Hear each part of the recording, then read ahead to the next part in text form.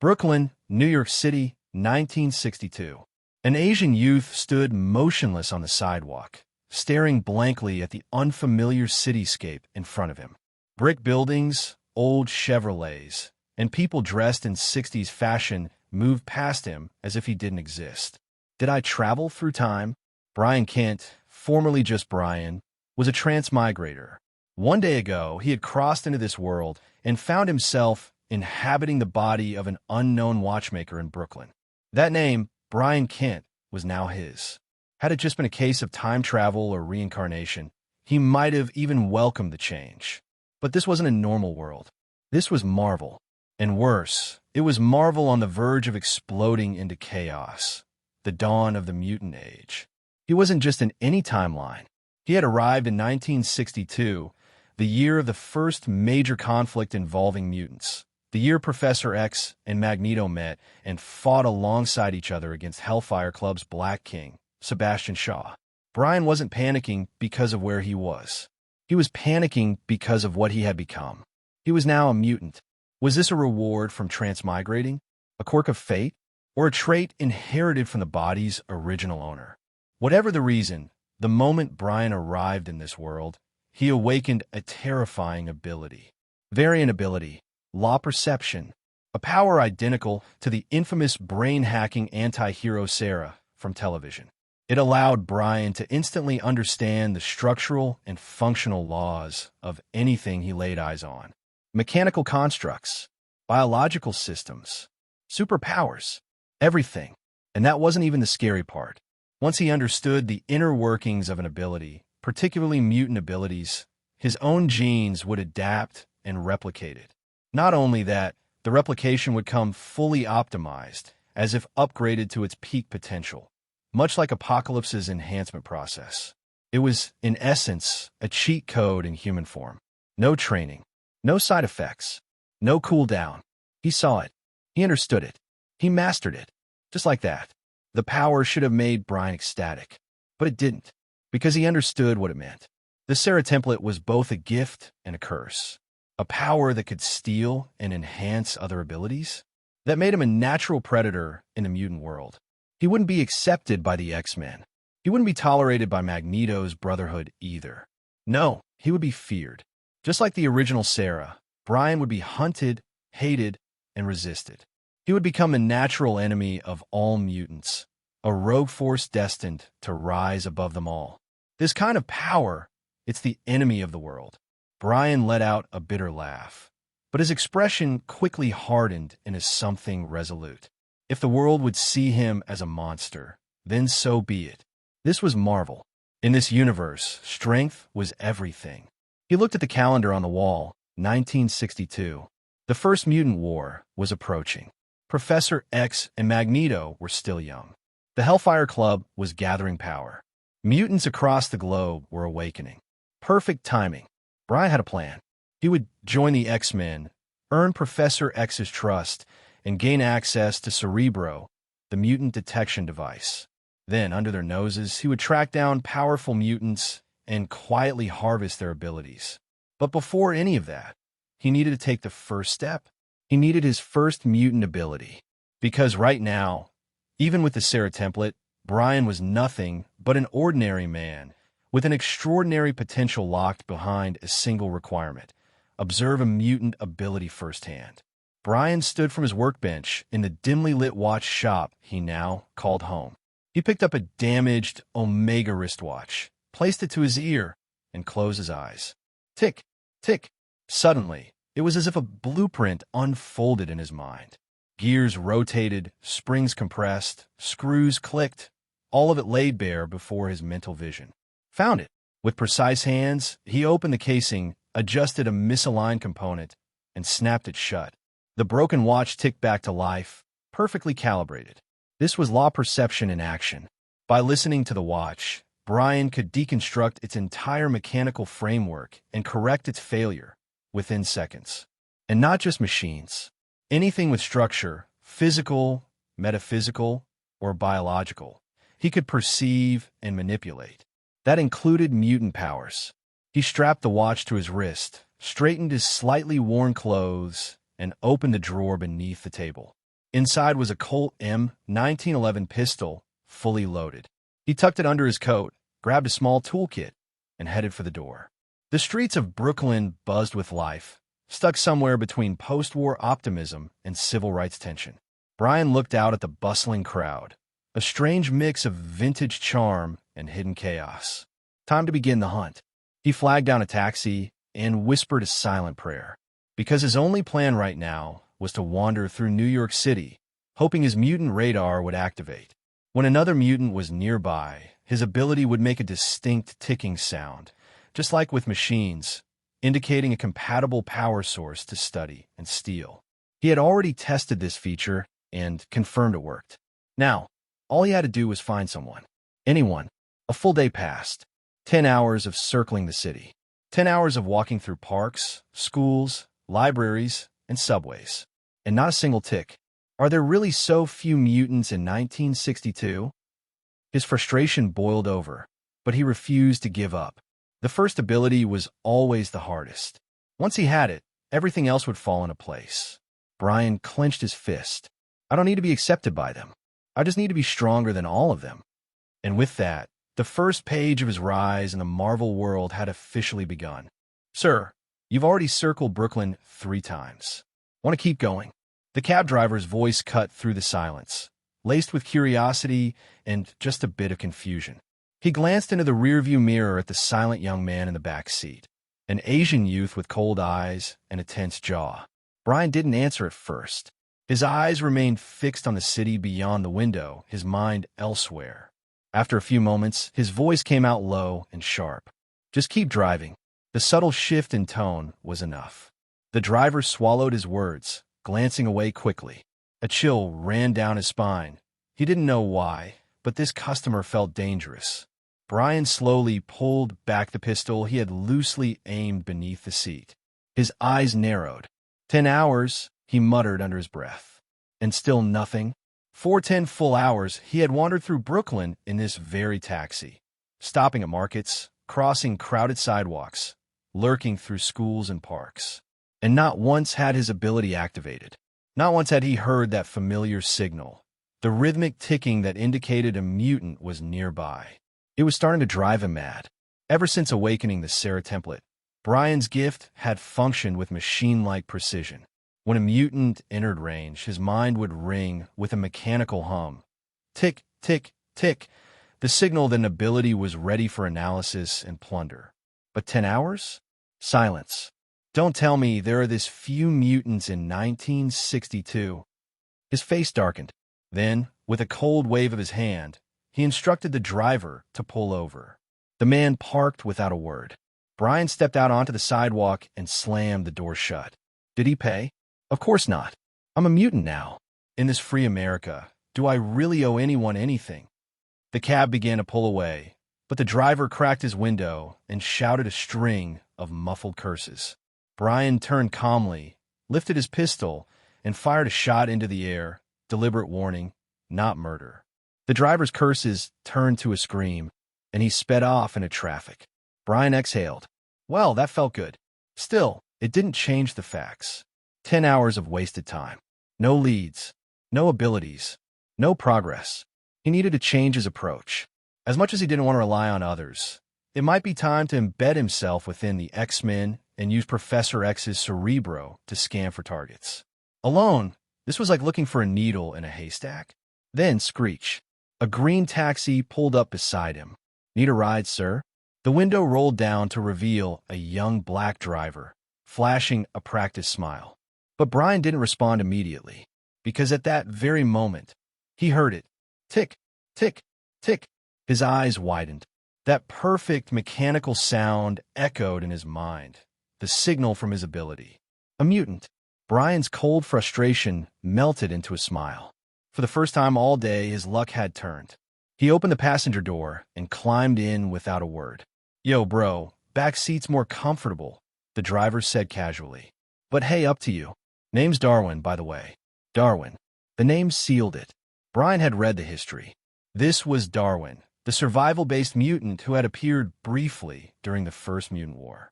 A low-key support class mutant, the perfect first target. Nice to meet you, Darwin, Brian said with a calm grin.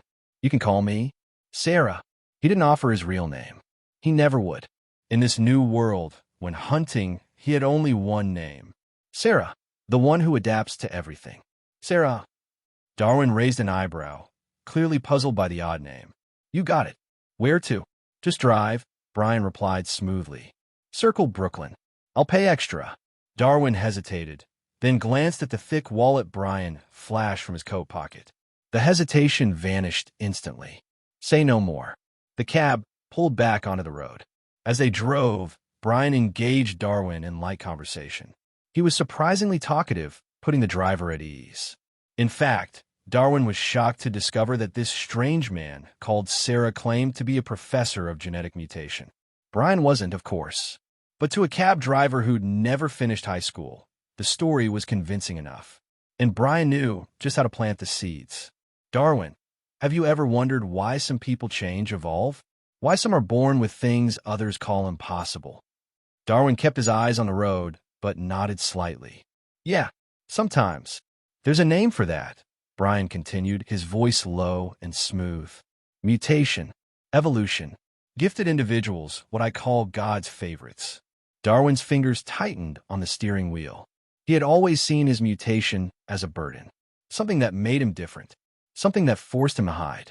But now, someone was calling a blessing. You mean like powers? He asked carefully. Brian turned to face him. Exactly. And I've been following your case for a while, Darwin. You're one of them. The car jerked slightly as Darwin slammed the brakes. You know, of course, Brian said, unbothered. Don't act surprised. Your body adapts to survive anything. Survival of the fittest. That's your gift. Darwin sat frozen. No one had ever spoken to him like this. No one had ever acknowledged his ability, let alone praised it. You don't belong behind a wheel, Brian said, voice serious. You're not meant to hide. You're meant to shine, to evolve, to lead. I could be a hero, Darwin asked quietly. Yes, Brian nodded. And I can show you how. Darwin looked at him with wide, hopeful eyes, like a student before a mentor. Hope, Brian thought. Too easy. Mutants like him, isolated, uncertain, are the easiest to manipulate. And now, the countdown had begun. Soon, he would understand the structure of Darwin's ability. Soon, he would make it his own. And this time, the ticking wouldn't stop. Hey, everyone. Welcome to FanFic Canon. Thanks for hitting play. I'm thrilled to bring this fan-made story to life for you. If you enjoy the ride and want more narrated fanfics, smash, subscribe, and tap the bell so you never miss an episode. And if you want audiobook of a novel of your choice, join my Patreon. Request any title that's freely available online, and I'll produce a full narration just for you. Now, let's dive into today's adventure. Darwin, the first thing you need to do is to release your ability, not hide it. Brooklyn, Coney Island. A green taxi is quietly parked by the bay. Next to the taxi, Brian and Darwin are leaning against the door of the taxi. While smoking, they enjoy the beautiful scenery of the bay and have a good chat. Yes, they have a good chat. In the past hour, Brian has successfully shaped himself into a genetics professor who is looking for mutants. And in this hour, Brian also made Darwin believe in himself. He made Darwin firmly believe that he, Sera, is Darwin's mentor. It is the sole mentor who can shape Darwin into a hero. This is not difficult, because the mutants of this era originally were in a state of confusion and desire to be recognized. They are afraid that their identity as mutants will make people around them label them as freaks and monsters. And they're eager to understand their mutant abilities. That is why when Brian proposed a mutant glory theory to Darwin, Darwin was deeply involved in it. Everyone has a heroic dream, especially a mutant like Darwin. Release your ability? Darwin took a deep breath under Brian's encouraging gaze. He, Darwin, wanted to show Professor Sera his ability. He wanted to be a hero. Mutation and glory. At this moment, Darwin's eyes were full of spirit. He chanted the slogan Brian taught him in a deep voice. Then he resolutely walked to the front of the bay and jumped directly into the water. Plop!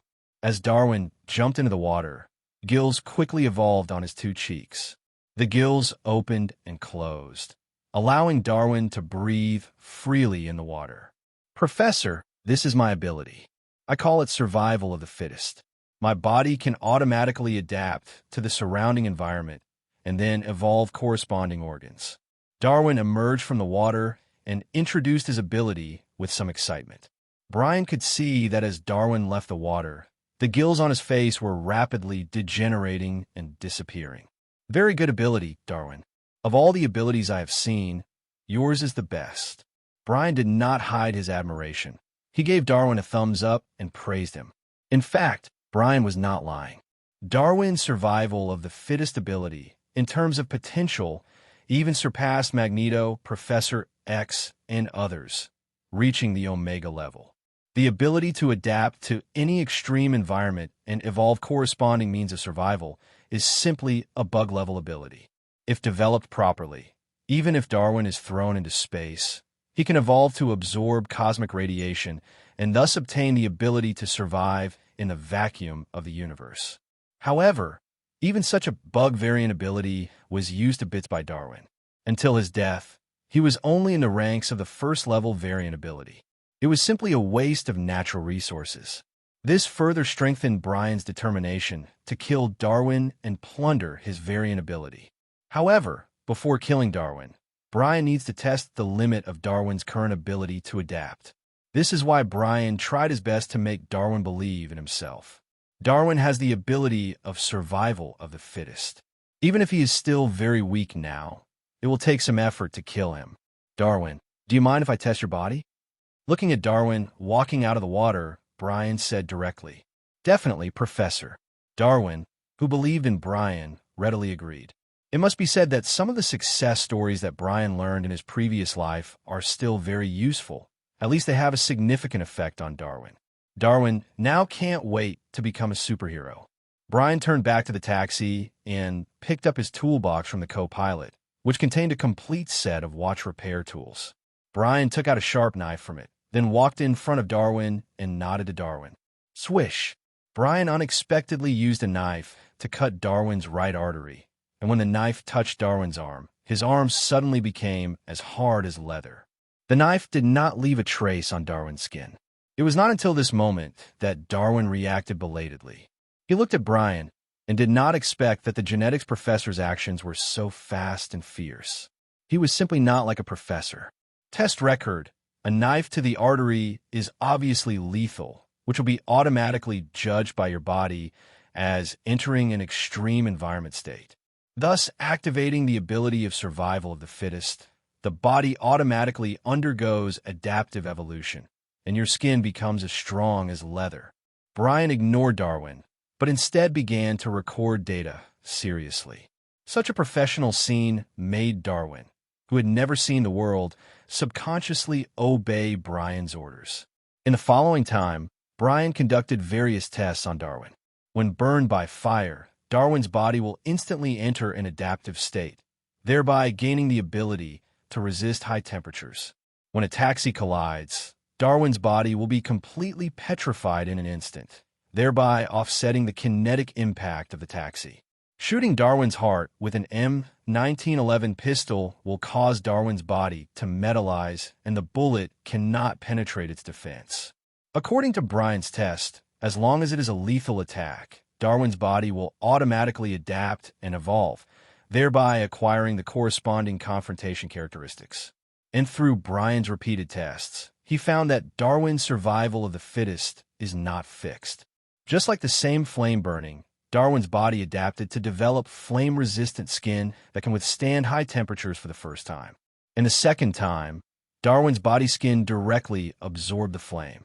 After a long period of testing, Brian finally found that Darwin's survival of the fittest ability is also limited. First of all, it must be an extreme environment to stimulate Darwin's survival of the fittest ability. And scratching Darwin's finger with a knife, for example, will not stimulate his survival of the fittest ability. Secondly, Darwin's body can only adapt to one extreme environment at a time. In simple terms, if he is in water, his body will grow gills, giving him the ability to breathe in water. But if a gasoline bomb is dropped into the water, the water will be set on fire. Even if Darwin is in an extreme environment, his survival of the fittest ability will not allow him to adapt to the fire resistance ability, but will be burned to death by fire. Even if Darwin's survival of the fittest ability is very buggy. But now Darwin is just a level 1 mutant who has never developed his own ability. This gives Brian chance. Darwin, contribute the first mutant ability to me now. Now that Darwin's weakness is known, Brian is not going to waste time. In his brain, the mechanical, ticking sound rang again. After so long, he is finally going to hunt for the first time. At night, in front of the bay of Coney Island, Brian and Darwin sat on the ground, summarizing the previous test results while eating the sea fish caught by Darwin. With the long-term ability test, Darwin became more trusting of Brian. Maybe it was an illusion. He always felt that his survival of the fittest ability became stronger than before in the ability test again and again. Although this feeling was very weak, it also made Darwin feel the growth of ability. This was enough to make him grateful to Brian, the professor of genetics. "Professor, I feel great now. My body has automatically adapted to the darkness, allowing me to gain night vision ability." Darwin was a little reluctant to share the changes in his ability with Brian. Just now, he gained night vision ability in the dark. This was something Darwin had never had before. Before meeting Sera, he had never gained night vision ability in the dark. But now he has such an ability. There is no doubt that all this is the credit of this young professor. "Darwin, you said you have gained the night vision ability now?" Brian's eyes turned cold and dangerous when he looked at Darwin. It was as if a hunter was staring at his prey. "Yes, Professor." Darwin, who was excited, did not notice Brian's unusual expression. He was immersed in the night vision ability brought by adapting to the dark environment. His eyes were emitting a faint light, as if they could dispel the darkness, and everything he saw was as bright as day. Darwin looked at the bay in front of him.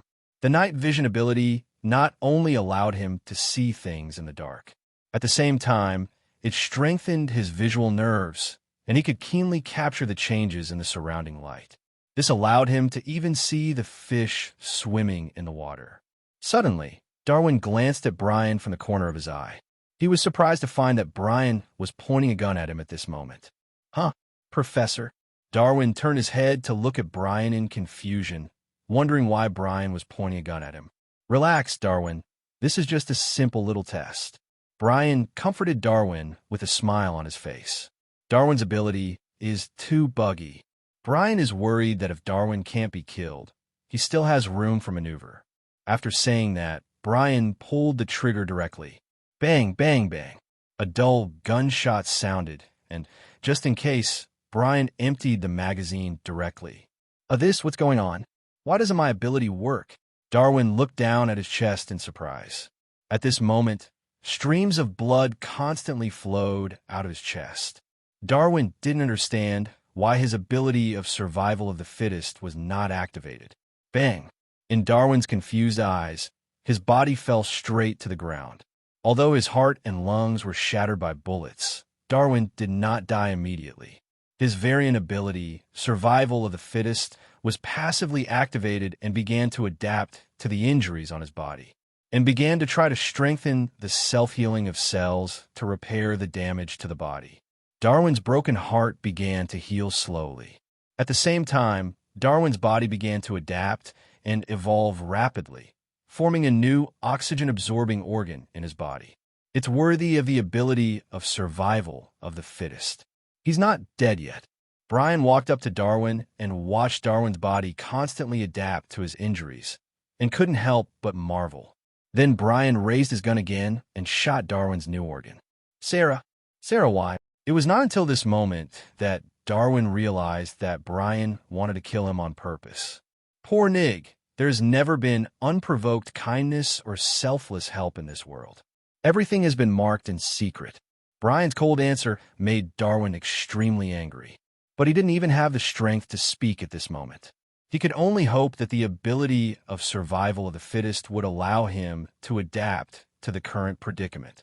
However, it was obvious that Darwin's wish was doomed to fail. Brian took out the dagger that he had prepared long ago from his pocket. Then, in Darwin's horrified eyes, he placed the dagger on Darwin's forehead. F***K, Sera, what are you going to do?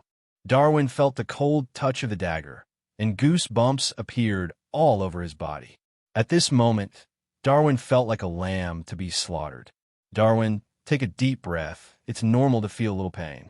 Brian glanced at Darwin, and then, without wasting time, the dagger pierced Darwin's forehead. Amid Darwin's screams, Brian opened his brain. At this moment, Darwin's mind was open. The brain was completely exposed in front of Brian. As Darwin's mind was open, the mechanical operation sound in Brian's mind sounded again. At the same time, there were some sounds similar to the operation of mechanical parts. Finally waited for this moment. Let me see what the operating rules of your ability are. Brian's face showed excitement. He couldn't wait to squat down and began to carefully observe Darwin's brain circuits. At this moment, Darwin's brain, in Brian's eyes, was quickly divided into independent function component areas. These functions correspond to various functions of a human body. There are memory centers, nerve centers, language centers, and so on. A minute later, Brian found the ability center in Darwin's brain. So, Darwin's ability runs like this. The variant ability that sees through the laws of operation of everything makes Brian instantly understand all the secrets of the variant ability in Darwin's brain. Tick, tick. As Brian understood Darwin's variant ability, his brain began to operate like a complex machine. His brain and body began to adjust themselves. It was like adding DLC to his body. In just a moment, Brian's body already had Darwin's variant ability. Brian stood up and carefully felt the changes in his body. At this moment, Brian's eyes were glowing, and his pupils kept shrinking and adjusting. The originally dark environment was as bright as day in Brian's eyes. Just after Brian obtained the ability of survival of the fittest, his body had adapted to the night vision ability in an instant. Not only that, Brian came to the edge of the bay and then jumped down. The moment he touched the sea water, Brian's neck on both sides automatically adapted to fish gills. At the same time, his limbs also grew fins like swordfish, and golden fish scales grew on his skin. At this moment, Brian was like a graceful fishman. Whoosh! Brian slightly exerted force on his arms in the water, and the whole person rushed through the water like an arrow from a string. The speed of movement in the water is faster than that of a swordfish. This is the horror of the Sera template. The ability to see through the laws of operation of all things can automatically optimize and upgrade the acquired variant abilities. One-click full level, like using an arm. That is why, after Brian obtained the survival of the fittest ability, his variant ability level has been automatically upgraded to level 5.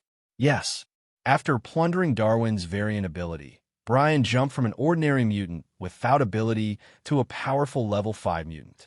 In the water, Brian clenched his fists slightly. He could feel that his body was still undergoing adaptive evolution. It's not survival of the fittest, but adaptive evolution. His body can adapt to various extreme environments and continue to evolve. This adaptive evolution will not stop until he evolves into the most perfect creature in the current environment. I can feel that nothing can kill me except time. Brian jumped out of the water, as agile as a carp. When Brian landed on the shore, all the adaptive evolution organs on his body disappeared rapidly. It's a pity that this adaptive evolution will disappear if it is out of the extreme environment. After taking a look at his body, Brian shook his head helplessly. He turned his head to look at Darwin on the shore. At this moment, Darwin was dying, but he was still not completely dead. It must be said that the survival of the fittest gave Darwin a strong vitality. I will carry forward your ability. You can rest in peace. Brian looked down at Darwin, then raised his hand and shot Darwin in the exposed brain. The bullet hit Darwin's brain's ability center accurately, directly destroying Darwin's mutant ability. Darwin's eyes widened, and he couldn't die anymore. Number 233, Brooklyn, a low 2-story building. This is Brian's home, and it is also the only legacy left by Brian's parents besides the watch shop. In the living room on the first floor, Brian held a cup of coffee in one hand. In the other hand, he held an old-looking lighter and casually set his blood-stained clothes on fire. Boom! In just a moment, the flames of the burning clothes enveloped Brian's whole body. However, Brian did not feel any discomfort. On the contrary, his body was rapidly adapting and evolving. In just a moment, Brian, who was originally a flesh and blood body, had turned into a silver-white metal man. At this moment, Brian was like the Silver Surfer in the Fantastic Four movie. When the flame disappeared, Brian turned back into a flesh and blood body. The flame did not leave a single bit of damage on his body. This is the Level 5 mutant ability, the power of adaptive evolution. Brian can adapt to any extreme environment. Not to mention this little flame. Even if he was thrown onto the surface of the sun, he would be safe and sound. Not just the flame. In the 2 hours after returning home, Brian conducted a comprehensive test of the adaptive evolution ability. His current body is immune to cold, heat, electricity, radiation, poison, disease, physical blows, and energy attacks. According to Brian's test, his current body can even produce mental resistance. Except for not being immune to aging, his current body is almost a replica of the Eternal Titan body of Marvel boss Thanos. Unlike Darwin's first-level mutant ability, which can only survive in a single extreme environment, the adaptive evolution that has grown into a Level 5 mutant ability allows Brian to adapt to multiple complex extreme environments at the same time. This also makes Brian almost free of weaknesses. The only thing that bothers Brian is that adaptive evolution is a passive ability. He cannot actively control it, and the direction of evolution is completely random. This requires Brian to adapt to the situation after adaptive evolution. I'm a Level 5 mutant. Brian felt his body and smiled. Yesterday, he was just an unknown mutant, and only 1 day later, he has already stood at the top of mutant. He became a Level 5 mutant with the same level as Professor X and Magneto. Oh, by the way, at this point in time, only Black Emperor Shao is a Level 5 mutant. Professor X and Magneto are only Level 4 and Level 3 mutants. After taking a sip of coffee, Brian began to think about the next plan. There is no doubt that at this point in time, the first battle of mutant has just begun. Professor X Charles Xavier has just become a university professor, and Magneto Eric Lyncher is hunting down his life mentor, Level 5 mutant Black Emperor Shao, all over the world. And the only Level 5 mutant Shao is deliberately trying to provoke World War III, so that the world will suffer a nuclear baptism, hoping to use nuclear radiation to activate the X gene hidden in humans and change the world into a mutant world. Speaking of which, my current body should be able to withstand a nuclear explosion and be safe and sound. Brian touched his chin and couldn't help muttering. He once again discovered an advantage of adaptive evolution, that is, being able to withstand nuclear explosions. The only one who can do this is Wolverine Logan, the son of Destiny in the mutant universe. After recalling the plot of the first battle of mutant, Brian also knew how to successfully join Professor X's team. The easiest way is to go directly to Oxford University, the Eagle Sauce. Professor X has just become a professor of genetics at Oxford University.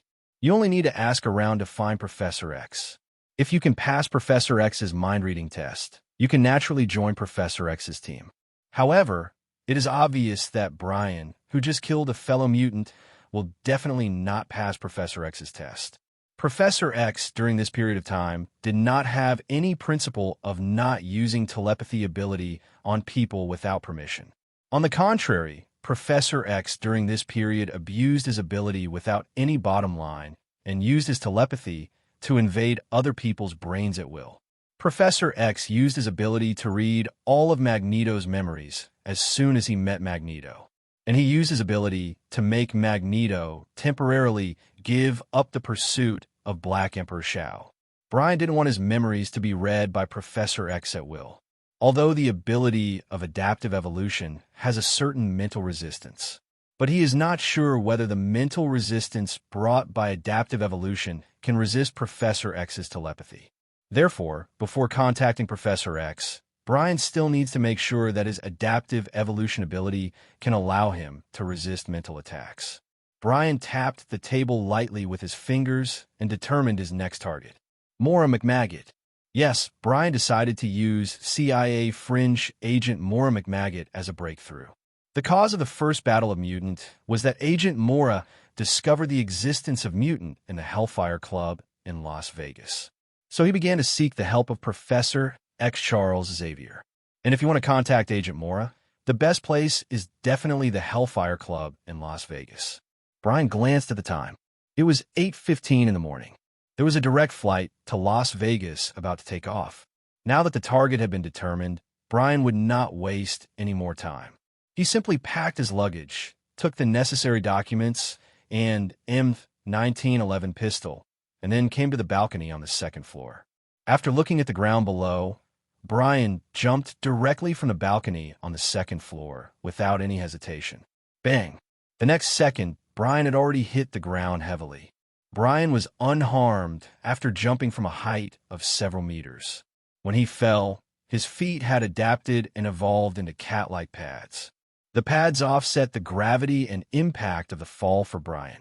The ability to adapt to evolution, although the combat ability is lacking.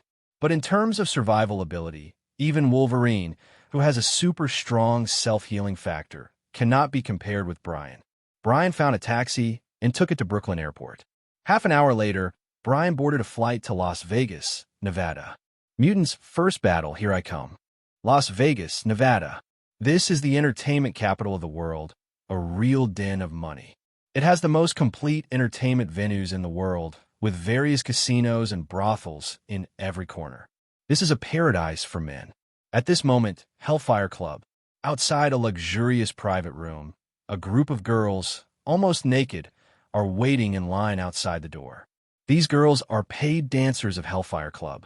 They are usually arranged to receive government officials and politicians who come here for entertainment.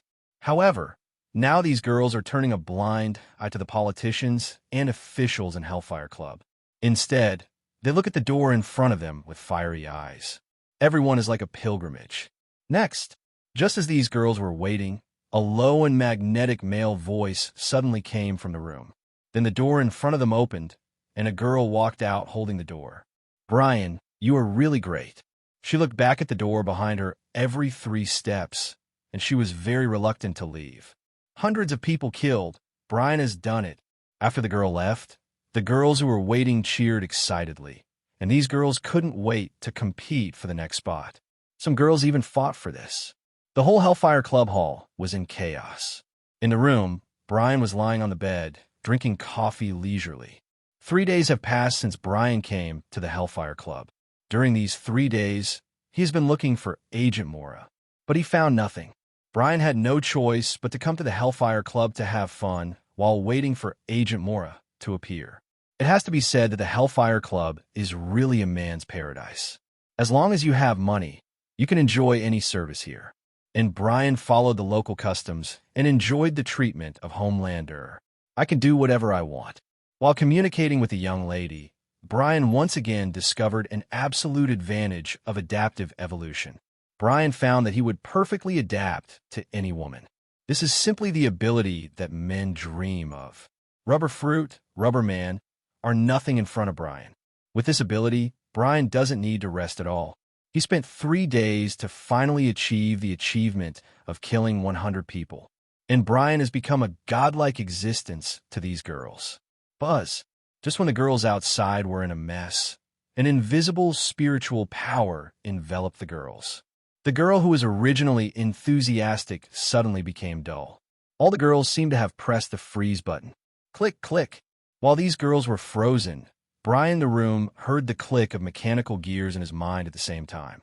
Brian, who was originally lying on the bed, turned over instantly. This is Brian's variant ability, which sees through the laws of operation of all things and warrants. There are mutants nearby, and they're just outside the door. Just when Brian was alert to the mutants outside the door, Brian's door was pushed open. A blonde woman in a beautiful and sexy white pleated skirt caught Brian's eyes. This woman was like a ripe peach, exuding sexiness and charm, as well as the elegant atmosphere of European aristocrats.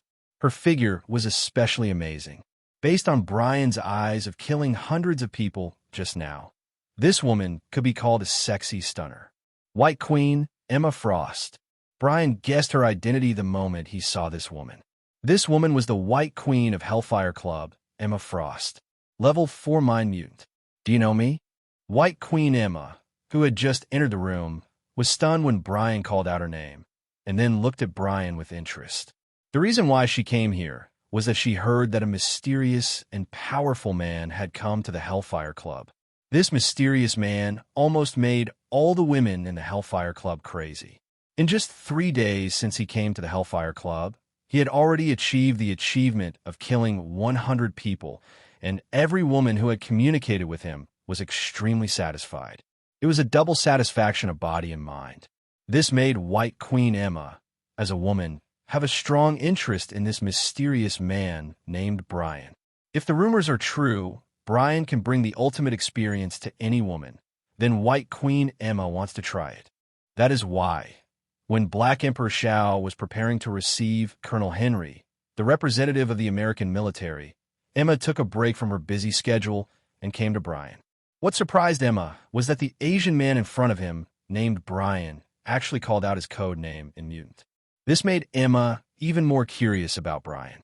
White Queen Emma, a level 4 psychic mutant. It has 2 variant abilities. One is the telepathy ability. The other is the diamond ability. Face to face Emma's gaze, Brian calmly said her variant ability. As Brian spoke, Emma, who originally had an elegant smile, suddenly became serious. Mutant. Emma looked at Brian carefully. She was very sure that Brian was her mutant. This made Emma cautious. She raised her right hand and pressed 2 fingers on her temple. The power of telepathy was released. Just when Emma used her psychic power to read Brian's consciousness, a sharp sound suddenly came from her brain. This sharp sound seriously interfered with Emma's telepathy ability. She could not hear any of Brian's thoughts, nor could she connect to Brian's psychic consciousness. Emma's telepathy failed. Psychic shielding? Emma frowned and said with some surprise. Seeing Emma in pain, Brian smiled. As Emma said, his brain evolved the ability to shield his mind the moment it was attacked. His brain would constantly release a special mind frequency. This mind frequency, like a jammer, constantly interfered with Emma's mind reading. Under the interference of this mind frequency, not to mention Emma, even Professor X, who used the brain enhancer, could not read his thoughts. This wave is stable. As early as when he met Emma, Brian was ready to test his mind resistance. After all, Emma and Professor X have completely different ideas. Even if she really read the whole process of Brian killing Darwin from Brian's brain, she would not shout and kill Brian because of this. This is the affinity from the villain. That's why Brian deliberately exposed his identity as a mutant and told Emma's information to lure her to use the telepathy ability on him. And now it seems that Brian's adaptive evolution ability is very effective. Even attacks on the spiritual level can adapt and evolve corresponding resistance mechanisms. Under Emma's vigilant gaze, Brian walked towards Emma step by step. As Brian approached, Emma's body suddenly turned into diamond. The sparkling diamond light made Emma's body even more dazzling. Emma's sweetheart, do you want to experience my mutant ability? Brian looked at Emma's crystal clear body with fiery eyes and said with a smile on his face, "What is your mutant ability?" Emma asked curiously. "I can adapt to any woman, including your current diamond body." Brian's words made Emma's heart move. Really? She gently lifted Brian's bathrobe with her fingers, and then her eyes widened instantly. Under Emma's gaze, a part of Brian's flesh and blood body instantly turned into a shining diamond. "Brian, this is really great. You are simply God's favorite." Emma saw such a shocking scene and immediately hugged Brian with both hands, exclaiming in amazement, "Emma's sweetheart, I will make you unforgettable for life. P.S. Please collect the new book, please give flowers, please comment, please support in any way." For hours later, White Queen Emma walked out of Brian's room weekly. Just as Brian said, in these 4 hours, he brought Emma an unforgettable experience.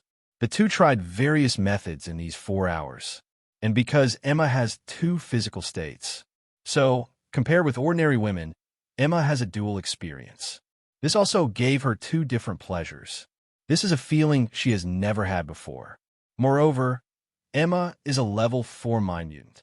She can enter her memory anytime and anywhere and experience this 4-hour battle through her mind. The dual feeling of body and mind. It makes Emma feel like ascending to heaven. It also allows her to engrave Brian's mark into the deepest part of her mind. From this moment on, Hellfire Club's White Queen Emma will never forget Brian, unless it is with Brian. Otherwise, she will no longer have any sexual interest in other men. In the room, Brian looked at the messy battlefield with a smile on his face. Emma in her normal state is gentle and charming. Emma in her diamond state is wild and very durable. This makes the fight between the two very crazy. They have tried more than 10 times the moves that appeared in various short movies and those that have not appeared before. That is to say, Brian is adaptable and can adapt to everything. If it were any other man, he would probably be dying now. It was a really exciting fight. Brian dressed neatly, took out a cigar from his pocket, lit it, and then exhaled a puff of smoke, looking comfortable. He made White Queen Emma happy, physically and mentally. And now, it's time to get down to business. Find CIA agent Mora McMaggot, and then join Professor X's Superboy team. Brian walked out of the room, and the girls around him looked at him with fiery eyes. Having achieved the achievement of killing 100 people, Brian has become a celebrity in the Hellfire Club. Not only these girls, but even some congressmen and high-ranking officials know about Brian's existence. Hey, Brian, you're amazing. What's the secret? Is this the one who killed 100 people? It's okay that he has strong abilities, but he's also so handsome. Damn it. In the dance floor, the men who knew Brian raised their glasses to Brian frequently. Some even approached Brian quietly, asking him about the secret of Brian's strength. Secret? You weaklings, I'm just gifted with abilities. Under the gaze of everyone, Brian said lightly, F***K. A group of expectant men suddenly felt offended and cursed at Brian. Ignoring these people, Brian whistled and walked out of the Hellfire Club. Is it 10 o'clock in the evening now? Brian raised his left hand and looked at the time on his watch. He had fought with Emma so hard before that it was already night before he noticed it. He looked around and then locked his eyes on a black Lincoln car.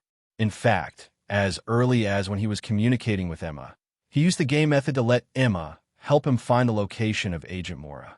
Now, Mora McMaggot is in this black Lincoln car, and her CIA partner is monitoring the every move of some members of the Hellfire Club.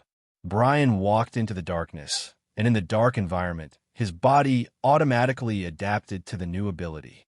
This time, Brian not only adapted to the night vision ability, but also the darkness made his skin evolve rapidly, allowing him to absorb the surrounding light. This makes his body and darkness perfectly integrated, just like the Shadow Man in Conan can perfectly hide himself in the dark. Unless he takes the initiative to speak, others can't see him even if they are face to face with him. Under the light, there's only a human outline. He walked slowly to the window of the black Lincoln car, and then raised his hand and knocked on the window. Dong, dong, dong. Inside the black Lincoln, CIA Agent James and CIA Agent Mora McMaggot were observing the Hellfire Club intently, recording the politicians and high-ranking officials who came in and out. The sudden knock startled the two.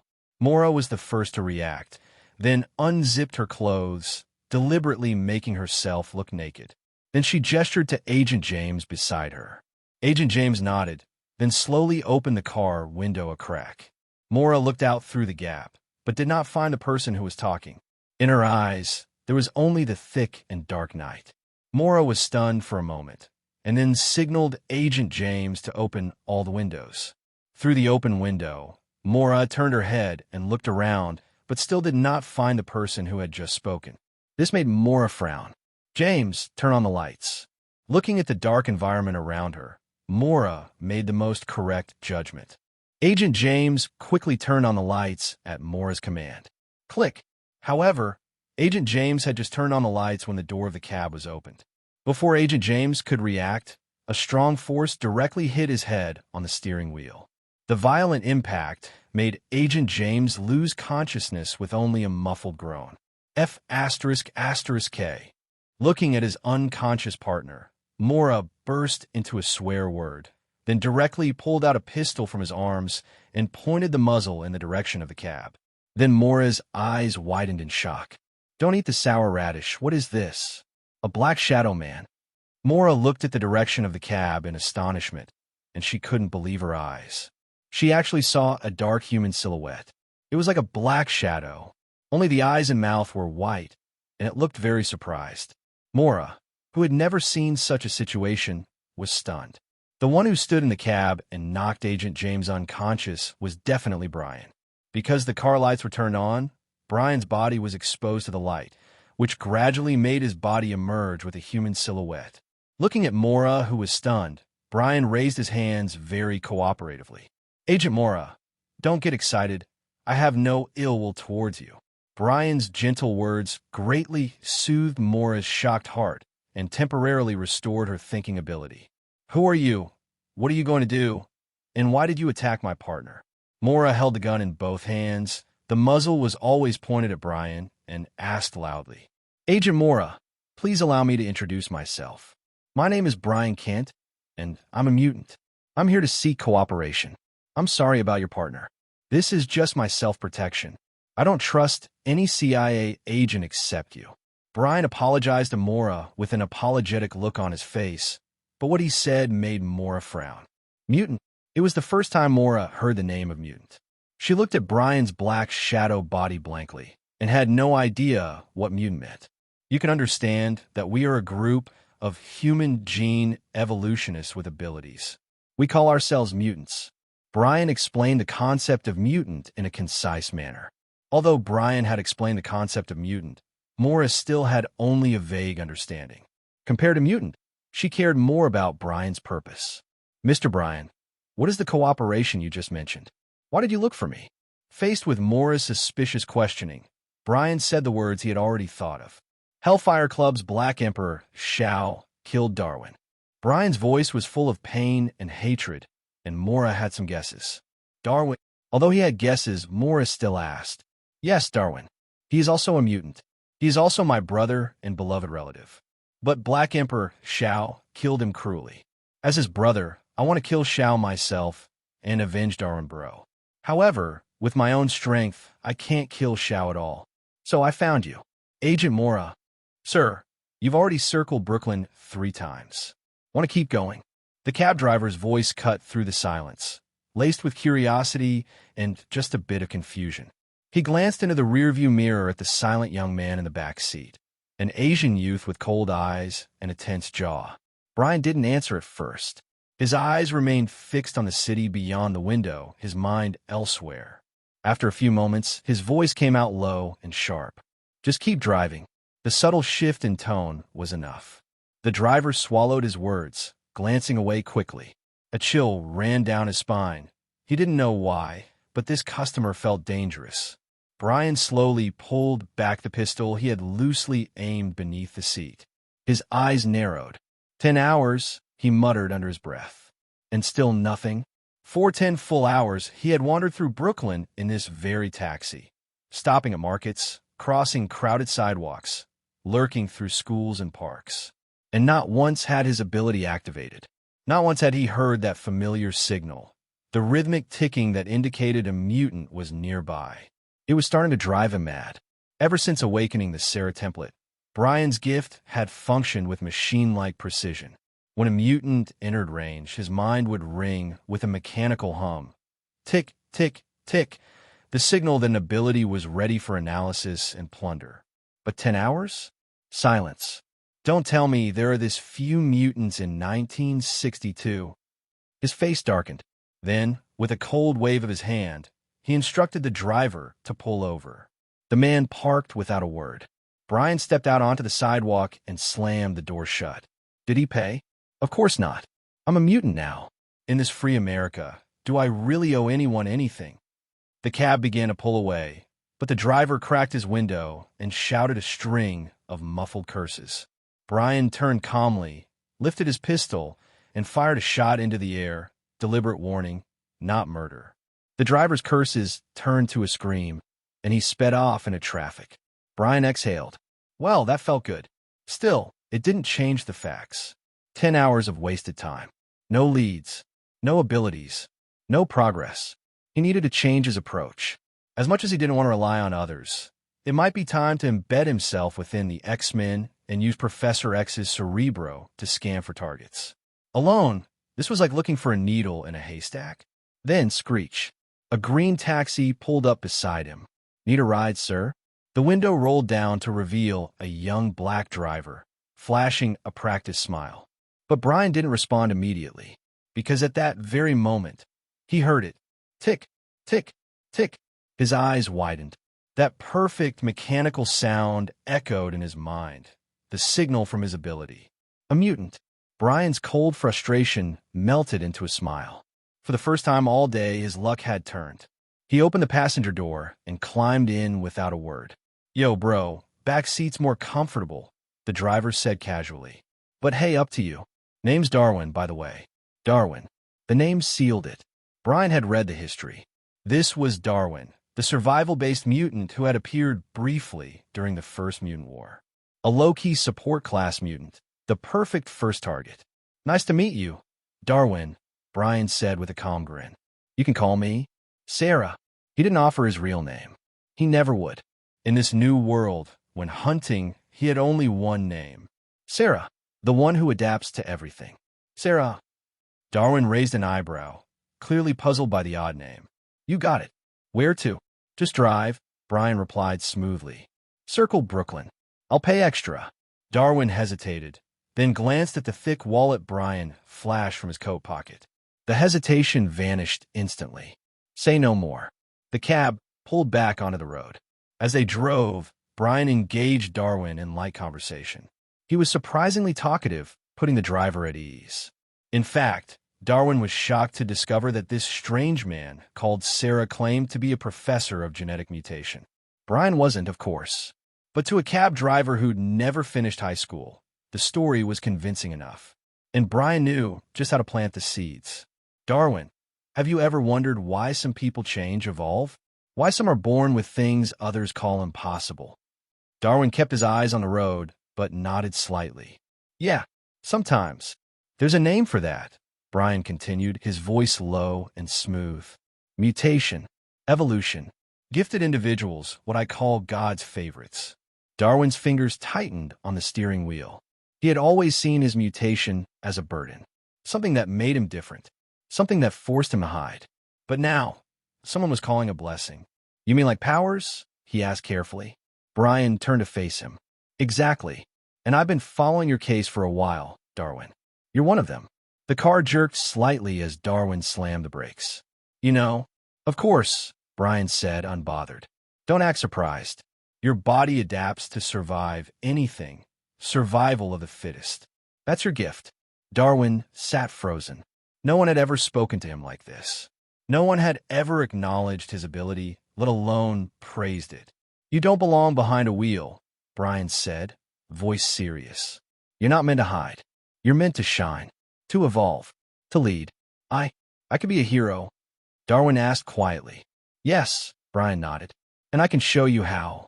Darwin looked at him with wide, hopeful eyes, like a student before a mentor. Hooked, Brian thought. Too easy. Mutants like him, isolated, uncertain, are the easiest to manipulate. And now, the countdown had begun. Soon, he would understand the structure of Darwin's ability. Soon, he would make it his own. And this time, the ticking wouldn't stop. In front of the Hellfire Club, Mora walked back with a somewhat ugly face. Just now, after seeing Colonel Henry, the representative of the American military, appear in the Hellfire Club, Mora wanted to follow him. But as the top club in Las Vegas, the Hellfire Club is a membership system. Mora, a CIA agent, obviously did not have the money to apply for a membership. So, she was stopped outside the door. As for the original plot, disguised as a dancer and easily mixed in, just kidding, This is the base camp of the Black Emperor Shao. How could it be so easy to mix in? Especially with a spiritual mutant like White Queen Emma. Let's go, Mora. I'll take you in. Looking at Mora, who returned in vain, Brian smiled, and the time to show off had come. Then he directly pulled Mora's right hand and led Mora to the door of the Hellfire Club. Mr. Brian, please come in. The security guard at the door smiled in admiration after seeing Brian, and personally led Brian into the Hellfire Club. Brian's celebrity effect of killing hundreds of people alone is definitely not enough to make the security guard so flattering. It's just because Brian is now a permanent member of the Hellfire Club. This is a gift from White Queen Emma. Entering the Hellfire Club so easily made Mora a little suspicious of Brian. Facing Mora's doubts, Brian explained slowly. Mora, you should have experienced that my ability can adapt to size. Not only men come here, but also some ladies come here to find happiness. I just happen to be able to satisfy these ladies. Membership of the Hellfire Club is a generous gift from a beautiful lady. Brian's explanation made Mora roll his eyes at him with some contempt. Mora did not doubt Brian's words. Because what Brian said was true, he could really bring women the ultimate satisfaction. Brian, you come and find a way to attract attention. I'm going to look for Colonel Henry, who just entered the private room. After entering the Hellfire Club, Mora gave Brian an order and then blended into the crowd. Faced with Mora's order, Brian followed it without hesitation. Hey girls, your god is back. Brian opened his arms like a king returning from a triumphant victory. And the girls who were dancing with the men, after hearing Brian's words, immediately abandoned their dance partners and threw themselves into Brian's arms. Oh my God, Brian is here.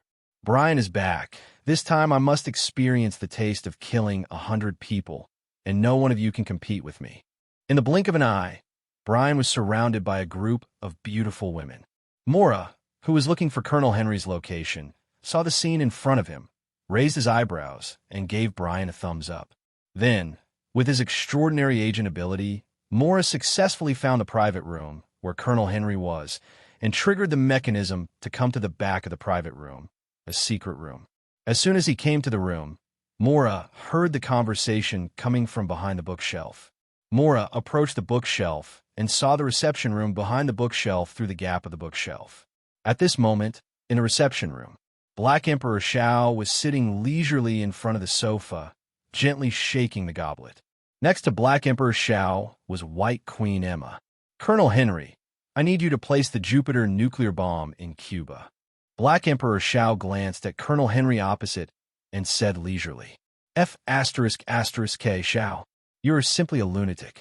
Do you want me to become a sinner of mankind? If so, our cooperation ends here. Hearing what Black Emperor Shao said, Colonel Henry stood up with a face full of anger. Although he had a deal with Black Emperor Shao, he would not become the sinner who provoked World War III for this. Looking at Colonel Henry standing up, Black Emperor Shao smiled, and then gestured to Jiliu beside him.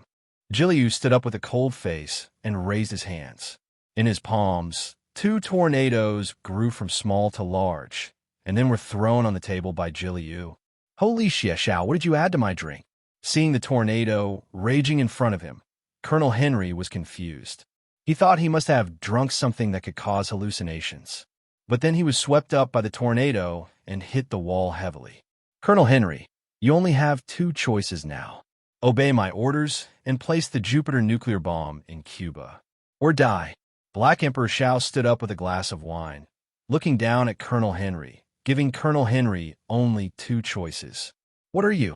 Colonel Henry, who collapsed to the ground, looked at Black Emperor Shao in horror and asked loudly, As you can see, we are mutants. We are the evolvers of mankind. Colonel Henry, the world is about to undergo unprecedented changes.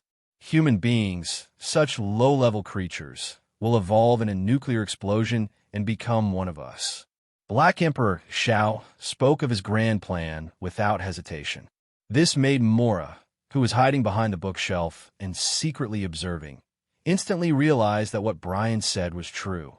Black Emperor Shao is not just a mutant, and his purpose is really to provoke a nuclear war. Brian didn't lie to me. He is trustworthy. Mora took a deep breath and continued to observe. As White Queen Emma showed her telepathy ability, the terrified Colonel Henry could no longer hold on. "Shao, our cooperation will continue. I will complete your orders very well." Colonel Henry decisively chose to surrender. Just kidding, compared to his own life, being a sinner of mankind is nothing. Moreover, if what Black Emperor Shao said is true, then maybe after the outbreak of the nuclear war, he will also evolve and become a mutant who has awakened the mutant ability. At that time, he will not only not be a sinner, but even the Messiah who opens the mutant era. A true hero. Emma. Facing Colonel Henry's surrender, Black Emperor Shao did not express anything. He turned his head and looked at White Queen Emma.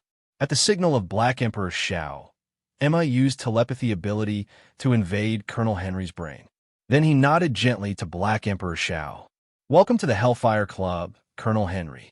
Until he was sure that Colonel Henry was truly surrendering, Black Emperor Shao smiled and reached out to pull Colonel Henry up. "The summit is about to begin. Emma, notify Red Devil and ask him to send Colonel Henry to the summit." Under Black Emperor Zhao's order, White Queen Emma blew a whistle, and a red mist instantly appeared beside Emma. It was the level 4 mutant of the Hellfire Club, Red Devil Azazo. His ability teleportation is enough to cover the distance of half the Earth. Under Mora's shocked gaze, Red Devil directly grabbed Colonel Henry and disappeared here. "Shao, a rat sneaked in here." After everything was over, White Queen Emma glanced in Mora's direction and then reminded, "Who is it?" Black Emperor Shao frowned and asked, "A CIA agent."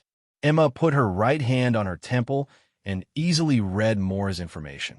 "Emma, take care of her." His plan was about to be completed, which made Black Emperor Shao in a good mood. So he did not take Mora, who sneaked in, seriously.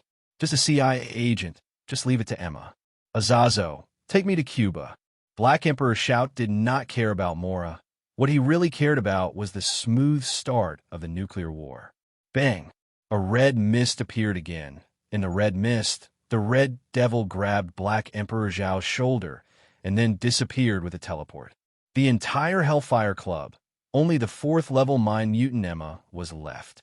In the living room, Mora opened her mouth wide, shocked by the mutant she had seen before, compared to Brian's Shadow Man state, which seemed to be more of an auxiliary.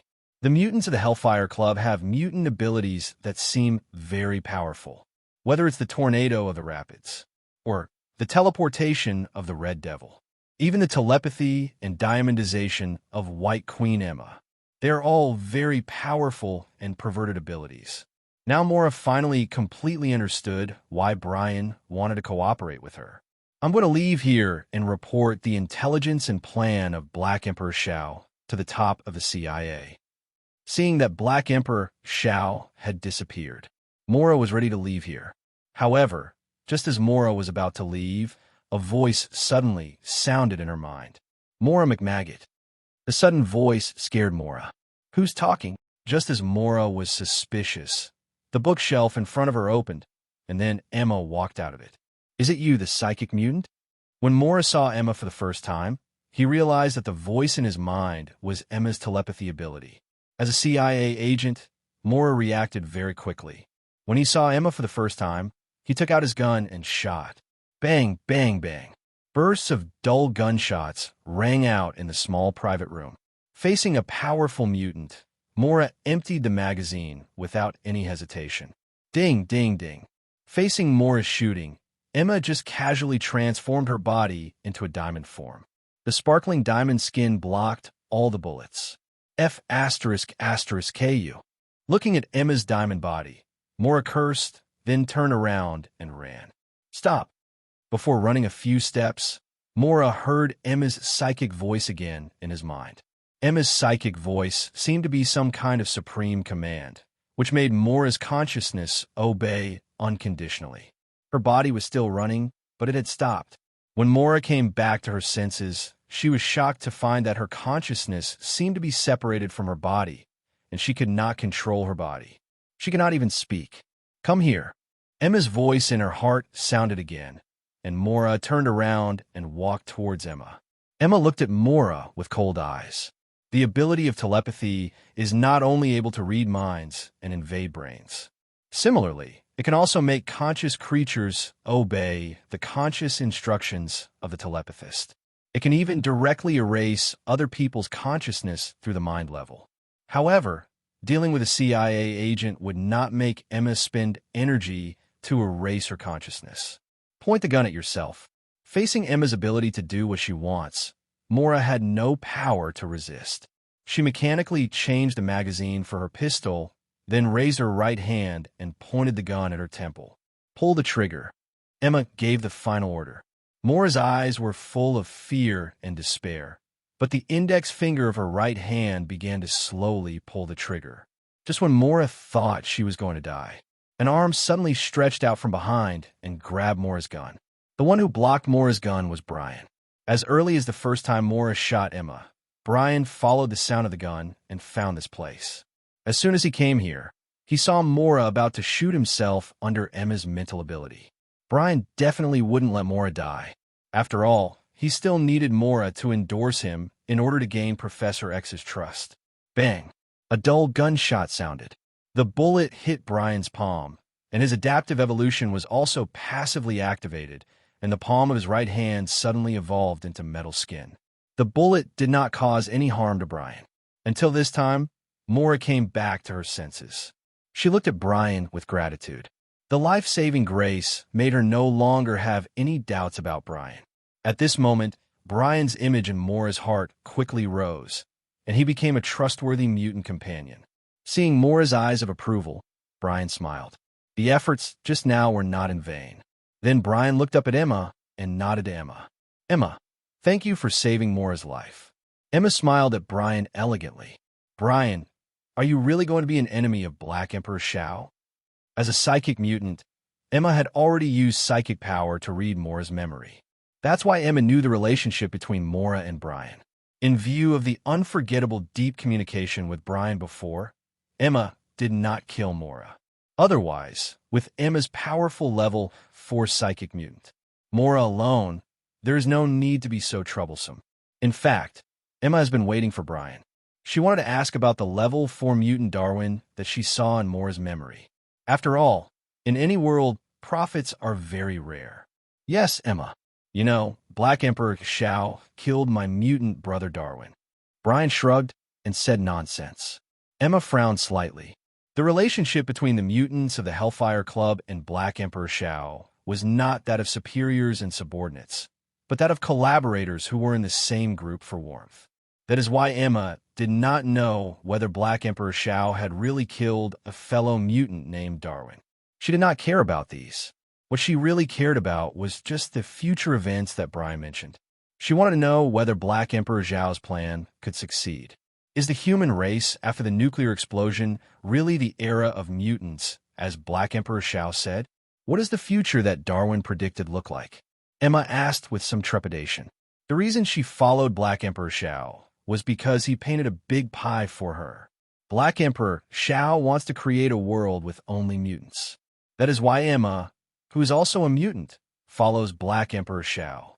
It was a disaster, a double disaster for humans and mutants. The nuclear radiation produced by the nuclear explosion can indeed activate the mutant genes in humans. But at the same time, nuclear radiation will also kill 99% of the mutants in the world. In the whole world, only 3 mutants can survive. Brian did not lie this time. It can only be said that Black Emperor Shao suffered from his lack of education. He miscalculated the damage caused by nuclear radiation to the human body. Or, because of his own mutant ability, he subconsciously ignored the harm of nuclear radiation. 99.9% of mutants cannot resist the damage of nuclear radiation and die miserably. Which 3 people? Emma asked subconsciously. Black Emperor Shao, Wolverine Logan, and Jean Grey, who has not yet been born. Brian did not say that he could also withstand the nuclear explosion, which was one of his trump cards. Hearing Brian's words, Emma was silent. After all, this is 1962. Although the power of nuclear bombs has been verified in the island country, the harm of nuclear radiation is still unknown. So when she heard Brian say that only 3 people in the world could survive, Emma began to waver from her original belief in Black Emperor Zhao's plan. Take your little lover away from here. Don't think about revenge for your brother Darwin. Black Emperor Zhao is more powerful than you can imagine. Emma looked at Brian deeply and then said coldly, Black Emperor Zhao is indeed very powerful, but not invincible. And I have already learned the way to defeat Black Emperor Zhao from Darwin's prophecy. Brian looked at Emma calmly, and then pulled the confused Mora away from the Hellfire Club. Why did that mind mutant let us go? On the flight to Oxford University in Eagle Country, Mora was still a little shocked.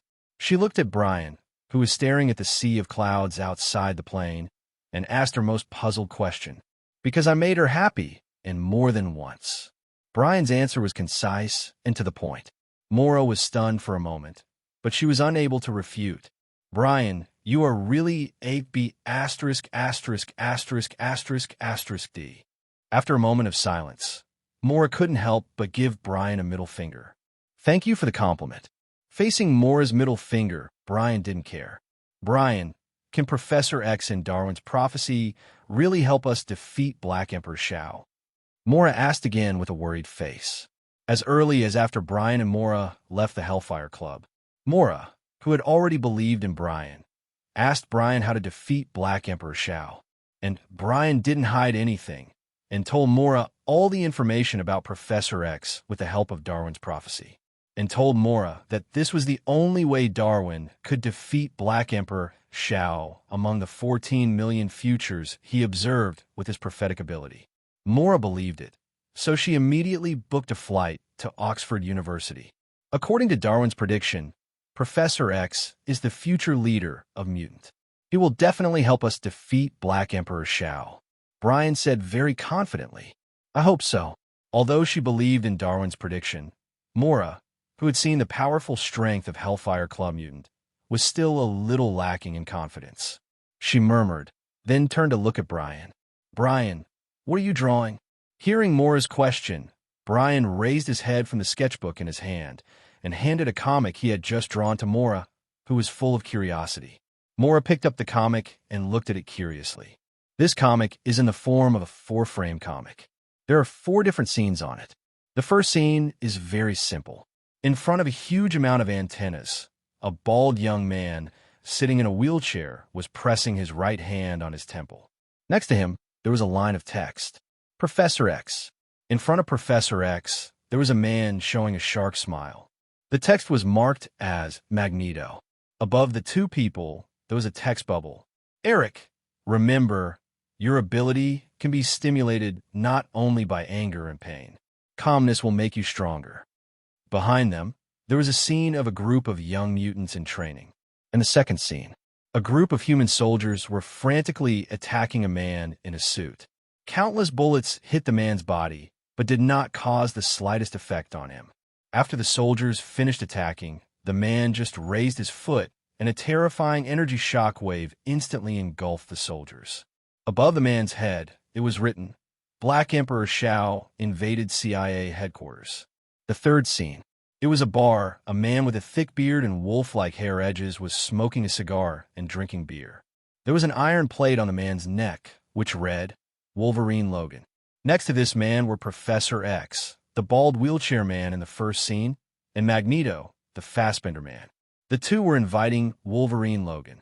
In response to the invitation, Wolverine Logan just looked at the 2 coldly, and there was a big text bubble next to Wolverine's mouth. Get lost. The 4th comic was only half drawn. Professor X in the comic was wearing a brainwave enhancer, and around him were light red figures. Brian, what is this? Mora pointed to the comic in his hand and asked in surprise. Mora, this is the future, Brian said with a smile on his face. The future? Mora looked at Brian in astonishment and subconsciously clenched the comic in his hand. Darwin often recorded the future scenes he saw in the form of paintings. However, Darwin did not learn professional painting. And as a watchmaker, I happen to have learned painting since I was a child. So, I became Darwin's painter and helped him record the future scenes. This is one of the future pictures I have recorded. From the beginning, Brian was ready to shape the dead Darwin into a prophet. Only in this way can Brian perfectly play his advantage as a plot prophet. Only in this way can Brian's various predictions be reasonable. For any unreasonable move, Brian can bring Darwin out and say, "I got inspiration from Darwin's foresight." That is why Brian bought brushes and drawing paper at a roadside store before boarding the plane. He planned to directly draw the plot of the first Battle of Mutant in the form of a comic in advance. When the time comes, after seeing this predictive comic, even Professor X will be convinced of Darwin's identity as a prophet. And the comic in Mora's hand is a few scenes of the first Battle of Mutant. Moreover, in order to create a non-time linear prophecy, Brian deliberately disrupted the order of the plot. As for the bald Professor X in a wheelchair, this is Brian's bad taste. This is definitely to prove the accuracy of Darwin's prediction. Is this Professor X? Looking at the bald young man sitting in the wheelchair, Mora frowned slightly. Brian ignored Mora and continued his creation. Thanks to the painting ability of his predecessor as a watchmaker, the comics Brian depicted are vivid, and various scenes are at his fingertips, just like printing the pictures in his mind on paper. While Brian was busy drawing the predictive comics, the plane landed smoothly in Eagle Country. After Brian and Mora got off the plane, Mora directly got a car with the authority of the CIA agent and then drove straight to Oxford University. An hour later, Oxford University. In the Newman bar on campus, a group of young people are wantonly swaying their youth. In front of the bar, a handsome man in a gray custom suit was holding a glass of brandy, and his eyes were attracted by a pair of eyes. These eyes have completely different colors. Heterochromia. What a beautiful pair of eyes. Definitely, the girl with these eyes is also very beautiful. The handsome man walked up to the beautiful woman and said very gentlemanly, "This is really a unique gentleman's chat. However, since you are a gentleman, won't you buy me a drink?" The girl glanced at the handsome man and was obviously happy with the compliment he just gave her. "Definitely, beautiful lady. This glass of brandy is specially prepared for you." The handsome man handed the brandy in his hand to the girl with a smile on his face. Looking at the brandy in his hand, the smile on the girl's face disappeared, and she asked in surprise, "How do you know what I want to drink?"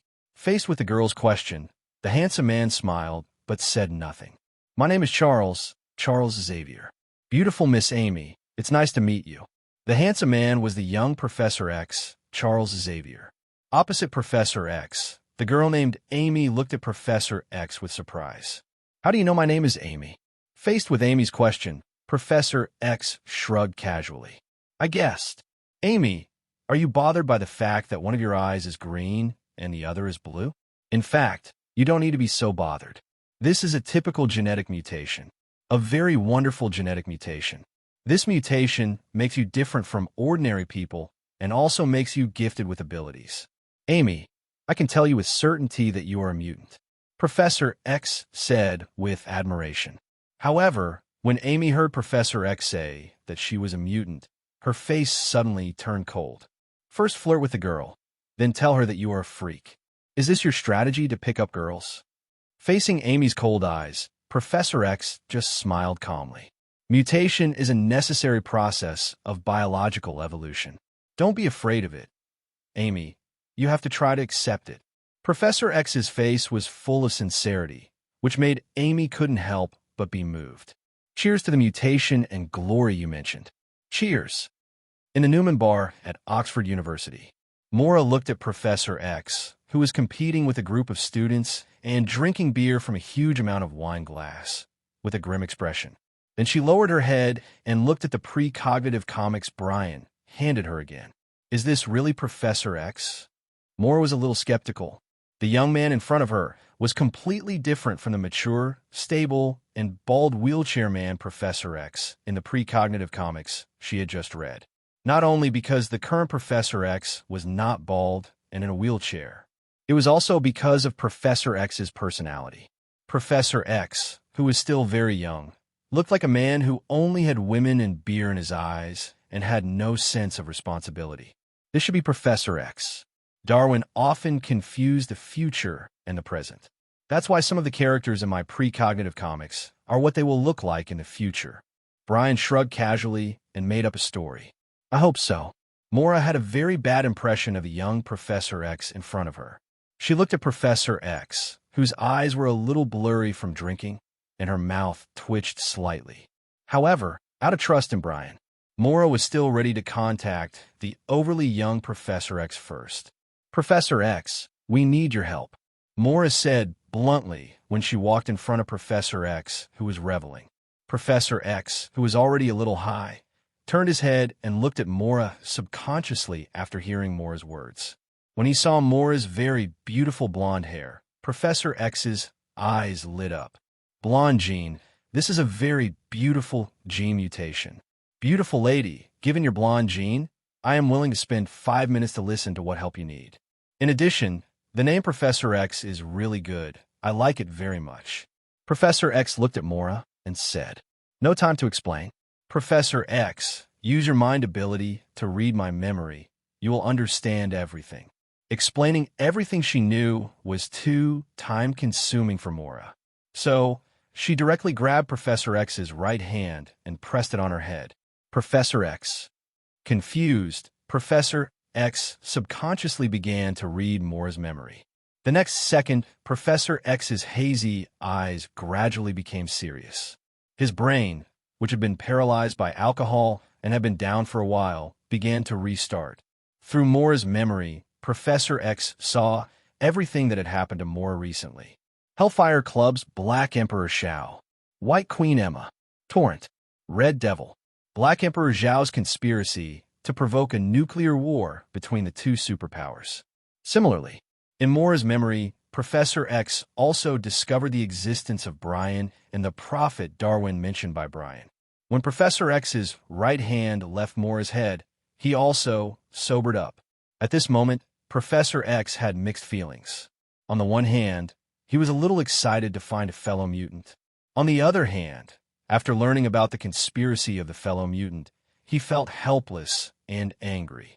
After all, in Professor X's view, mutants are just a symbol of genetic evolution, and they are still human in essence.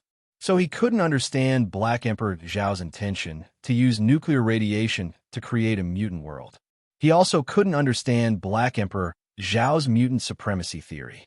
Agent Mora, I will help you stop Black Emperor Zhao's conspiracy. Professor X took a deep breath and said to Mora solemnly, the mutants of Hellfire Club are all very powerful. Ordinary human armies cannot stop Black Emperor Xiao. Only mutants can defeat mutants. Before that, can you introduce Mr. Brian to me? Professor X looked at Mora and said, compared to Mora, Professor X is very interested in Brian in Mora's memory at this moment. No, to be precise, it is Brian and the prophet Darwin who has died. Through Mora's memory, Professor X learned about Brian's mutant ability, adaptive evolution. Although Professor X only saw Brian's Shadow Man state from Mora's memory. But as a professor of genetics, he knew very well what adaptive evolution meant. This means that Brian is the only mutant who can continue to evolve. This ability gives him the ability of almost immortality. But at the same time, survival of the fittest also has various disadvantages. First of all, Brian has no way to control this mutant ability. Secondly, it can only adapt to one extreme environment at a time. After sorting out Brian's information, Professor X made a summary. Brian is very strong, but limited. Compared with Brian, Professor X is more interested in Darwin, the level 4 precognitive mutant mentioned by Brian, although Darwin is dead. But Professor X has seen the precognitive comics drawn by Brian from Mora's memory, called Mutant First Battle, although Brian has not finished drawing that precognitive comic. But Professor X has a hunch that the first battle of mutant is their future. That is why Professor X is eager to get to know Brian. He hoped to learn more about the mysterious prophet from Brian's memory. Mr. Darwin. Professor X, that's Brian. As Professor X asked, Mora led Professor X to the bar counter. At this moment, a young and handsome Asian man was sitting casually on a bench at the bar counter, talking to a beautiful girl with an angel face and a devil figure with a smile on his face. This Asian man was Brian. As you can see, beautiful angel. I am a mutant. God has given me the ability to be gifted. In front of the bar counter, Brian smiled and inserted his right-hand fingers into the wine glass burning with blue fireworks. As Brian's fingers touched the blue fireworks, his adaptive evolution ability was activated instantly. His skin quickly turned into the same blue as the fireworks in the wine glass at a speed visible to the naked eye. It looked like a blue elf. There were also mysterious flame-like lines on his skin. It made Brian more handsome and mysterious. Cool. The girl in front of Brian was not surprised or panicked after seeing Brian's mysterious blue skin. Instead, she looked at him like a friend of the same kind. Brian, aren't you afraid that others will think you are a freak? Facing the concerns of the angel girl, Brian did not speak, but stood up and whistled. The shrill whistle sounded in the bar. The people in the bar subconsciously looked at Brian.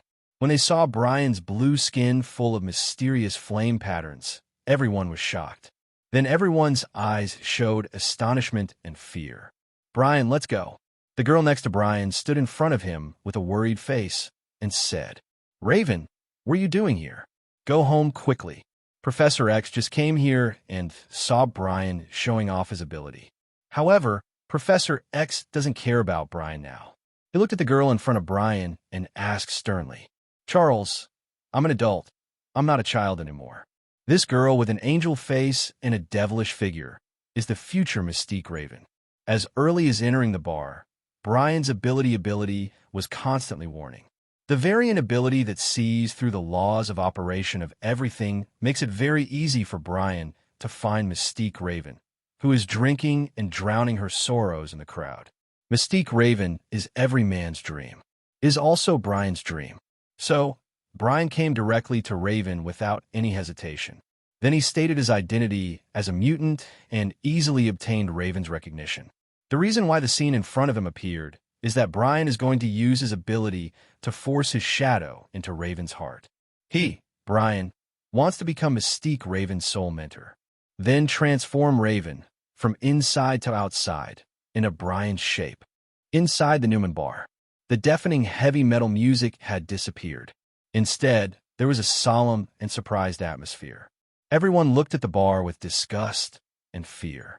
In front of the bar was Brian with blue flame skin. Mr. Brian, don't reveal your identity as a mutant in front of ordinary people. This will bring you trouble.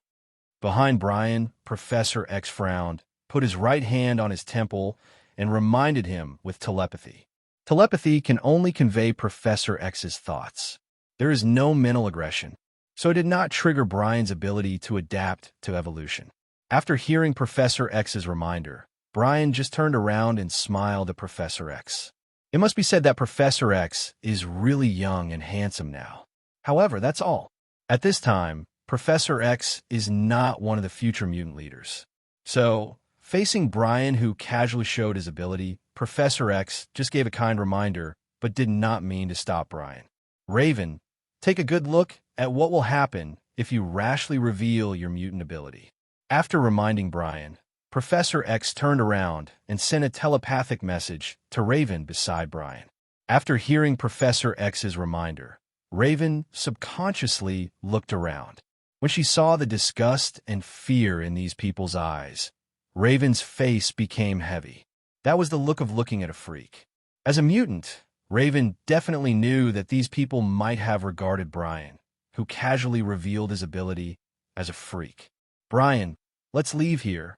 Raven pulled Brian with some concern and subconsciously took 2 steps back. She was afraid. From Brian, she saw the acceptance of ordinary people for mutants. It was almost impossible to accept the existence of mutants. This made Raven feel genuinely scared, because this means that humans simply cannot accept Raven's original blue appearance. Seeing Raven's fear, Brian gently embraced her in his arms and comforted her softly. Raven, remember what I said, we are God's favorites. We don't need to hide. And the reason why these people can't accept us and fear us is because they can't see the hope of becoming us. Once they see the hope of becoming us, they will become our fanatical worshipers. Even, they will fear us as if they were fearing God. Brian's low words successfully made Raven forget her fear. She looked at Brian steadily, and then couldn't help but give Brian a French kiss. When the kiss ended, Brian glanced around and then jumped directly onto the bar. Amid the fear and disgust of everyone, Brian calmly tidied up his clothes that were a little wrinkled because of the kiss. Then Brian looked down at everyone and said with a smile, "Ladies and gentlemen, please allow me to introduce myself solemnly. My name is Brian Kent. A few days ago, I was an unknown Brooklyn watchmaker, and now, a few days later, I have become a superpower with abilities. Not only can I turn my skin blue, I can also resist bullet attacks." When Brian said this, he took out his pistol from his pocket, pointed the gun at himself, and pulled the trigger without any hesitation. Bang! A deafening gunshot sounded in the bar. Under the shocked gaze of everyone, Brian, who was hit in the forehead by a bullet, was unharmed. "I was not born with these abilities. Like you, I was originally just a group of ordinary people. But I am luckier than you. I was lucky to be selected by Water Company. They thought I had the potential to become a superhero, so they gave me abilities." When Brian said this, his voice paused for a moment. He was waiting for everyone to ask. Sure enough, a young man asked subconsciously after Brian paused, "Did you get your ability from Water Company? What is Water Company?" Facing the question, Brian's voice was always low and magnetic.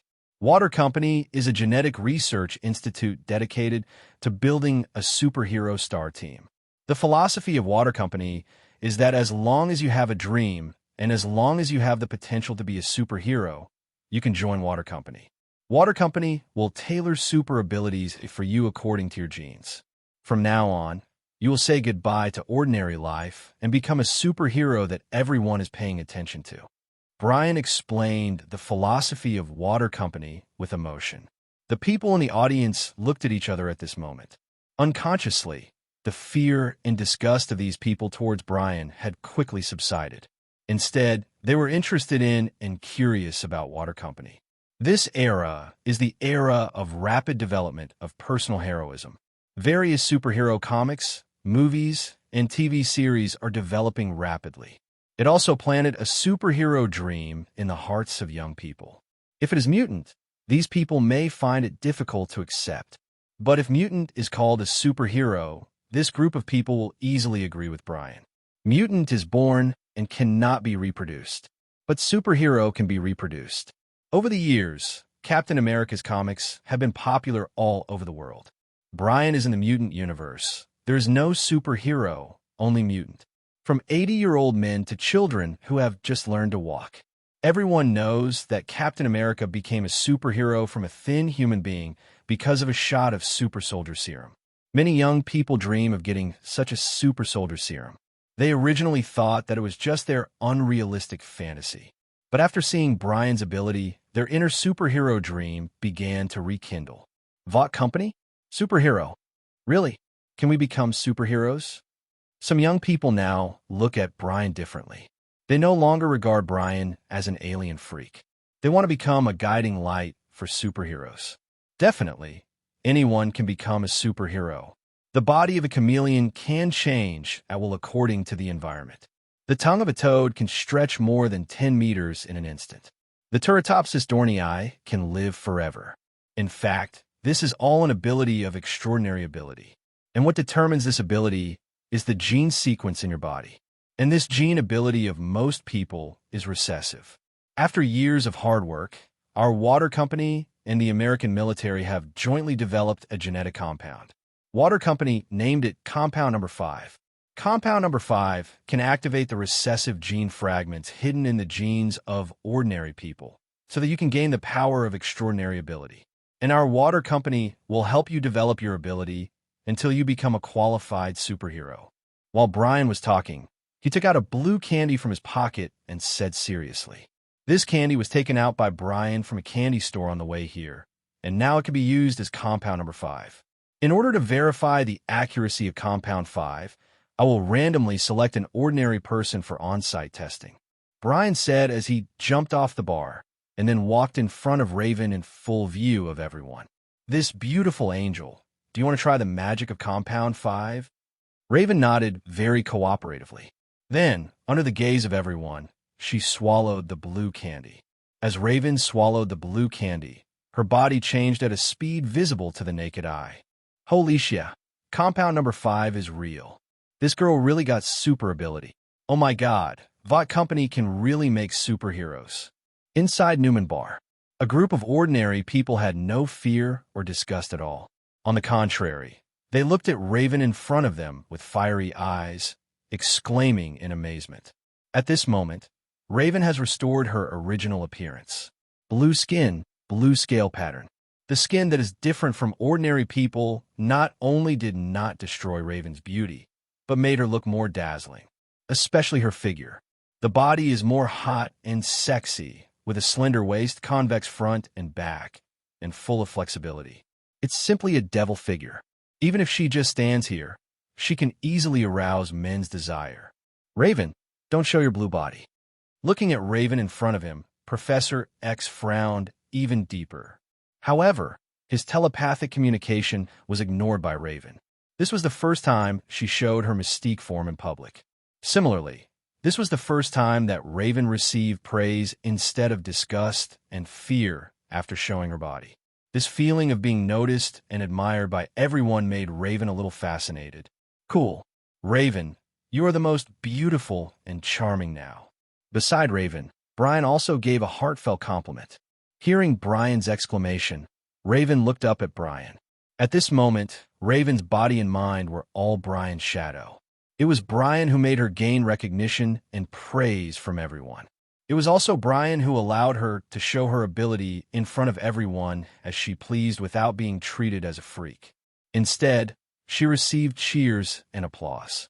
Yes, to cooperate with Brian. Raven not only showed her Mystique form, but also performed various transformations. Every transformation would cause cheers and envy from everyone. Okay, Ms. Raven, welcome to join the Water Company. We will assist you in developing your own ability and provide you with all the necessary funding needs. Now, you can think of a superhero codename. Putting on a full show, Brian said to Raven with a serious face. Mystique, Raven said almost without thinking. The title of Mystique was something Raven had thought of a long time ago. Let's cheer for the new superhero, Mystique. Brian grabbed Raven's right arm and raised it high. The people in the whole bar suddenly cheered wildly. Mystique, Mystique. Water, water. Superhero, superhero. Everyone started cheering wildly. Originally, these people were skeptical of Brian's words. But after seeing with their own eyes that Raven became Mystique, these people no longer had any doubts.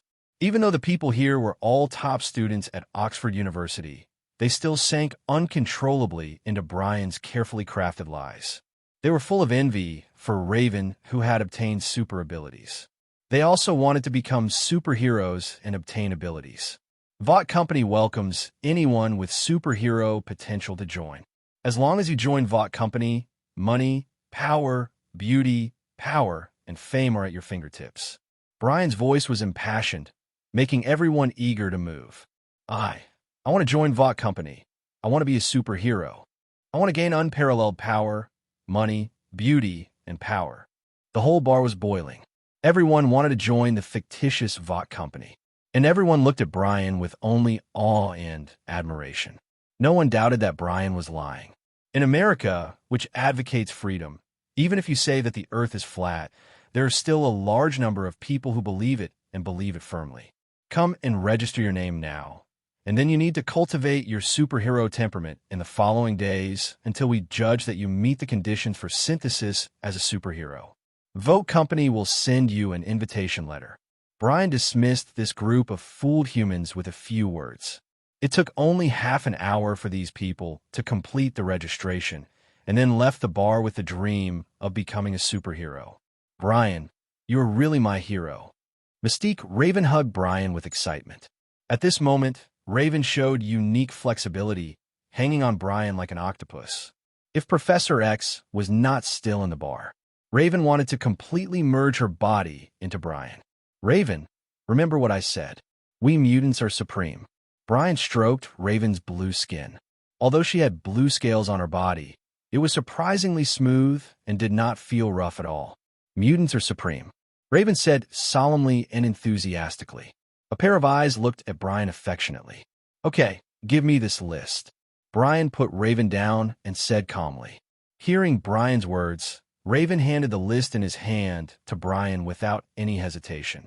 Brian put the list away solemnly. He was really going to establish Water Company. On the one hand, it was to gather mutants in the name of Water Company, and then select high-quality mutants for brain opening. On the other hand, Brian was going to build Water Company into a superhero oligopoly company to attract and even unite the general public. Mutants are a minority after all. This world still respects humans. If you want to live a comfortable life in human society, you need the support of these ordinary people. And the hundreds of top students from Oxford University in front of you are the future team of Water Company. It has to be said that Brian has learned the true teachings of capitalists. Definitely, Water Company is a matter for the future. Mr. Brian, we should talk. After Brian put the list away, Professor X finally couldn't hold back and walked up to Brian, frowning and saying. Obviously, he was very dissatisfied with Brian's deceiving ordinary people. What made him even more dissatisfied was, it was okay for Brian to show his mutant ability. Raven actually followed suit. You know, Professor X has always regarded Raven as his sister. He knew very well how bad the situation of mutants was in this world. So, he always protected Raven very well. Raven was also very obedient. But since Brian appeared, everything has changed. Raven became rebellious. No longer obeyed Professor X's teachings. Professor X had a feeling that he was losing Raven. Professor X, you are very different from the image I got from Darwin. Brian turned to Professor X and said. Hearing Brian's words, Professor X's face obviously darkened. Professor X had also seen Darwin's precognitive comics, in which his image was a bald man in a wheelchair. Mr. Brian, I don't think I will become the bald wheelchair man predicted by Darwin. Professor X shrugged, quite confident, even a little conceited. Really? But Darwin's predictions are always correct. In the future, you will definitely be bald and in a wheelchair. Brian said tit for tat. Hearing Brian's words, Professor X finally couldn't help but break his defense. Don't eat the sour radish. He couldn't help but burst out a swear word and gave Brian a middle finger. The first meeting between the two was full of gunpowder. Eagle Country, a single-family villa at Oxford University. This is the residence that Professor X bought for the convenience of teaching. As a true British aristocrat, Professor X is a veritable billionaire. Not only did he inherit a huge Xavier Manor, he also inherited hundreds of millions of dollars in assets.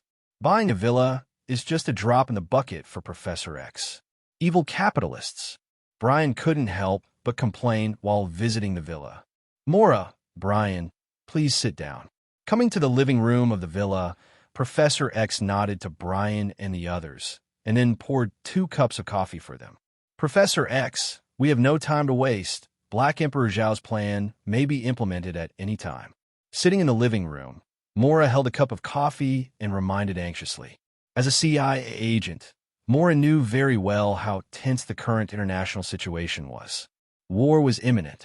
Mora, calm down. Professor X and I still have something to say. Seeing Mora, who was obviously anxious, Brian patted her shoulder gently and chuckled. Mora took a deep breath and calmed down. Then you guys chat first. Mora glanced at Brian and left the living room with Raven. Professor X and Brian were the only ones left in the living room. The two just looked at each other calmly, and no one spoke first.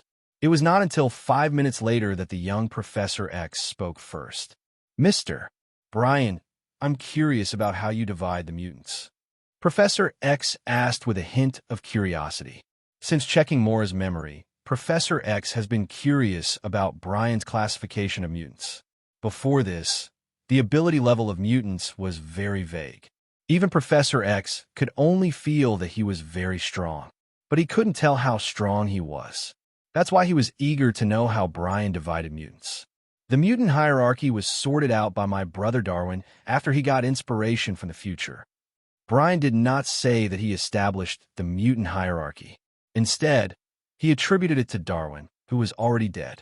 In this way, even if Professor X wanted to get to the bottom of it, Brian could say that he didn't know. In fact, the mutant system was summarized by the vast number of Marvel fans in the previous life, and even Brian only had a vague understanding of it. How could he explain to Professor X clearly how he established this mutant hierarchy system? Anyway, just attribute everything to Darwin. Darwin divides mutants into 5 levels. Level 1 mutant, just awakening a mutant ability, but the ability is very weak, and they are completely unable to control their own abilities. Level 2 mutant. The mutant ability is slightly stronger than the level 1 mutant, and they have been able to initially master the ability, but they still often lose control. Level 3 mutant. The mutant ability is powerful, and they can control their abilities very well, and they have a certain combat effectiveness. Level 4 mutant. The ability is extremely powerful, and they can control their own abilities freely, like using their arms and fingers, and they have terrifying combat effectiveness. Level 5 mutant. Only a very few mutants can reach this level. Usually, every level 5 mutant has a godlike ability, and conventional means can hardly defeat them. Definitely, according to Darwin, there's another level above the level 5 mutant called the Omega level, also known as the God level mutant. This level of mutant can already be called the God of Mutants. Brian briefly introduced mutant hierarchy. According to the mutant hierarchy, what level am I? Professor X couldn't help asking. Level 4 mutant. Brian glanced at Professor X and said, "What about Black Emperor Shao?" Level 5 mutant. When Professor X heard that Black Emperor Shao was a level 5 mutant, his face fell. Is Black Emperor Shao so strong? Professor X said in disbelief. According to Brian, a level 5 mutant is as powerful as a god and is already difficult to kill. Black Emperor Shao can absorb the energy of nuclear reactors and can withstand nuclear explosions. Brian glanced at Professor X and gave a kind reminder. F***K, withstand nuclear explosions? Is he still a human being? Professor X couldn't help but swear again. He claimed to be knowledgeable, but when he heard that Black Emperor Shao could withstand nuclear explosions, he was still a little shocked. Mr. Brian, can you tell me about Darwin? I am very interested in his prediction ability. After learning about the level of mutants, Professor X became more interested in Darwin, a level 4 precognitive mutant. Definitely, Darwin is like you, and he has awakened his mutant ability since he was very young. Brian was about to start talking nonsense again, but obviously Professor X didn't want to spend time listening. He was going to use his mental power to directly invade Brian's brain to check the memory of the Prophet Darwin. The power of the mind is silent, but the moment Professor X released his mental power to invade Brian's brain, Brian already felt it. The moment his brain suffered a mental shock, it had already evolved a new ability. Brian called it brain occlusion. He could use his mind consciousness to completely seal his brain. All the memories, consciousness, mind, emotions, etc. in his brain were sealed in the deepest part of the mind world. Unless Professor X could find Brian's mind residence sealed in the deepest part of his subconscious and destroy it. Otherwise, Professor X would never be able to detect any of Brian's memories and inner thoughts. In addition to sealing his own memories and emotional thoughts, Brian's evolved brain occlusion also has an ability. That is to use mind consciousness to create false memories to resist the memory reading of the mind mutant. The false memories created by Brian have reached the level of being indistinguishable from the real thing. Not to mention Professor X now. Even Professor X, who will be in a wheelchair in the future, will not be able to find that these memories are false. Professor X, since you want to see it, then take a look. It just so happens that I can use these false memories to prove Darwin's identity as a prophet. Brian closed his eyes and began to weave false memories with his mind consciousness. In just a moment, Brian had completed the creation of false memories. At the same time, Professor X also began to read Brian's memory. At this moment, in the spiritual world, Professor X's spiritual consciousness sank into Brian's memory. Scenes of memory appeared in front of Professor X. When Brian was a child, he accidentally fell into the water, which made him awaken the mutant ability in a life-and-death crisis. When he was 7 years old, Brian found a black child who was graffitiing crazily under a bridge. This black child was Darwin in his childhood. Professor X casually stretched out his hand, and the originally scrolling memory picture stopped at this moment. Then the small theater in the memory reappeared in front of Professor X. "Brian Kent, you are finally here." Darwin, who was graffitiing crazily, stopped and turned to look at Brian. Brian in his childhood was startled by Darwin's pure white eyes. Who are you? Why do you know me?" Brian looked at Darwin with some fear and curiosity and asked carefully, "I am Darwin, your kind and your future best friend. I have foreseen the future of you and me. I have also seen my destiny. In the future, you will become a being that everyone admires and fears. And I will be your guide, and I will use my ability to guide you in the direction of progress." Professor X looked at the frozen memory picture, then walked to the place where Darwin's graffiti was and began to look at it carefully. Is this a nuclear explosion? Although the graffiti in front of him was like a ghost painting, after careful identification, Professor X still figured out what the graffiti represented. It was a nuclear explosion that has not yet happened. In a living room of Professor X's villa, Professor X put down his finger on his temple with shock and emotion. He took a deep look at Brian, his eyes full of complexity. Just now, he used his mental power to invade Brian's brain and read Brian's memory. He saw Brian in his childhood, who had just awakened his mutant ability and was hated and feared by the people around him. He was even bullied. He became a freak in people's mouths. But even so, Brian never resented them and never hid himself. He was not afraid to show his mutant ability in front of others, even if he was feared and hated by the people around him. Brian in his childhood used his actual actions to tell others that his mutant ability was an ability. Professor X was moved by Brian's unwavering belief in his childhood. He also saw Brian in his childhood after he met Darwin. Although Darwin was just a child, he turned into a life mentor and used his predictive ability, constantly predicting the future and then guiding Brian on how to develop his own mutant ability. He also saw that Brian and Darwin had a relationship like brothers. Similarly, he also saw the predictive comics that Brian and Darwin drew together when they were young. From the predictive comics, Professor X saw the scene of his childhood encounter with Mystique. He also saw the little boy screaming in pain in front of the Auschwitz concentration camp, and in front of the little boy was a gradually shape-shifting iron gate. Similarly, Professor X saw Black Emperor Shao, and behind Black Emperor Shao was a shocking nuclear explosion. He also saw that after the nuclear explosion, countless humans evolved into mutants due to nuclear radiation, but died miserably due to nuclear radiation. He also saw huge amounts of robots called Sentry. He also saw some scenes that were obviously in the future.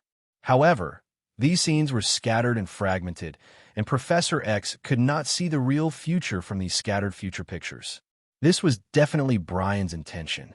When creating false memories, Brian filled in a lot of X-Men plots in order to prove Darwin's identity as a prophet. However, in order to prevent Professor X from seeing the future through these plots and losing his plot advantage, many of the plot scenes chosen by Brian are specious and look like that, but what they represent is not something Professor X can know. In Brian's memory, Professor X also saw the scene of Darwin's tragic death. In order to prevent the occurrence of a nuclear explosion in the future, Darwin used the predictive ability to find Black Emperor Shao and tried to persuade Black Emperor Shao to give up his plan. Then Brian saw with his own eyes that Black Emperor Shao cruelly cut open Darwin's head and destroyed his brain. Brian, who witnessed Darwin's death, was heartbroken. Years of brotherhood blinded him with hatred. He wanted to seek revenge on Black Emperor Shao. However, Black Emperor Shao was too powerful. He could not defeat him at all. That is why Brian found Mora and then found himself. "Brian, I'm very sorry for Darwin's death." After the memory reading was over, Professor X's face was filled with grief. He was infected by Brian's pain in Brian's memory. "Professor X, what did you do to me?"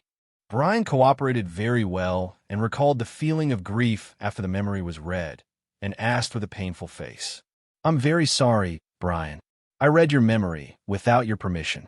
Professor X stood up and apologized to Brian very sincerely. Then Professor X solemnly extended his right hand and invited Brian. Brian, I hope we can have a pleasant cooperation. Professor X, happy cooperation. Brian glanced at Professor X and knew that he had completely trusted him, which made Brian smile sincerely. As the two held hands together, it also marked that Brian successfully mixed into Professor X's team.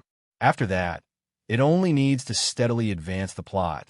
Let Professor X use the brainwave enhancement machine to search for mutant, and Brian can fish in troubled waters and find powerful mutant ability to harvest.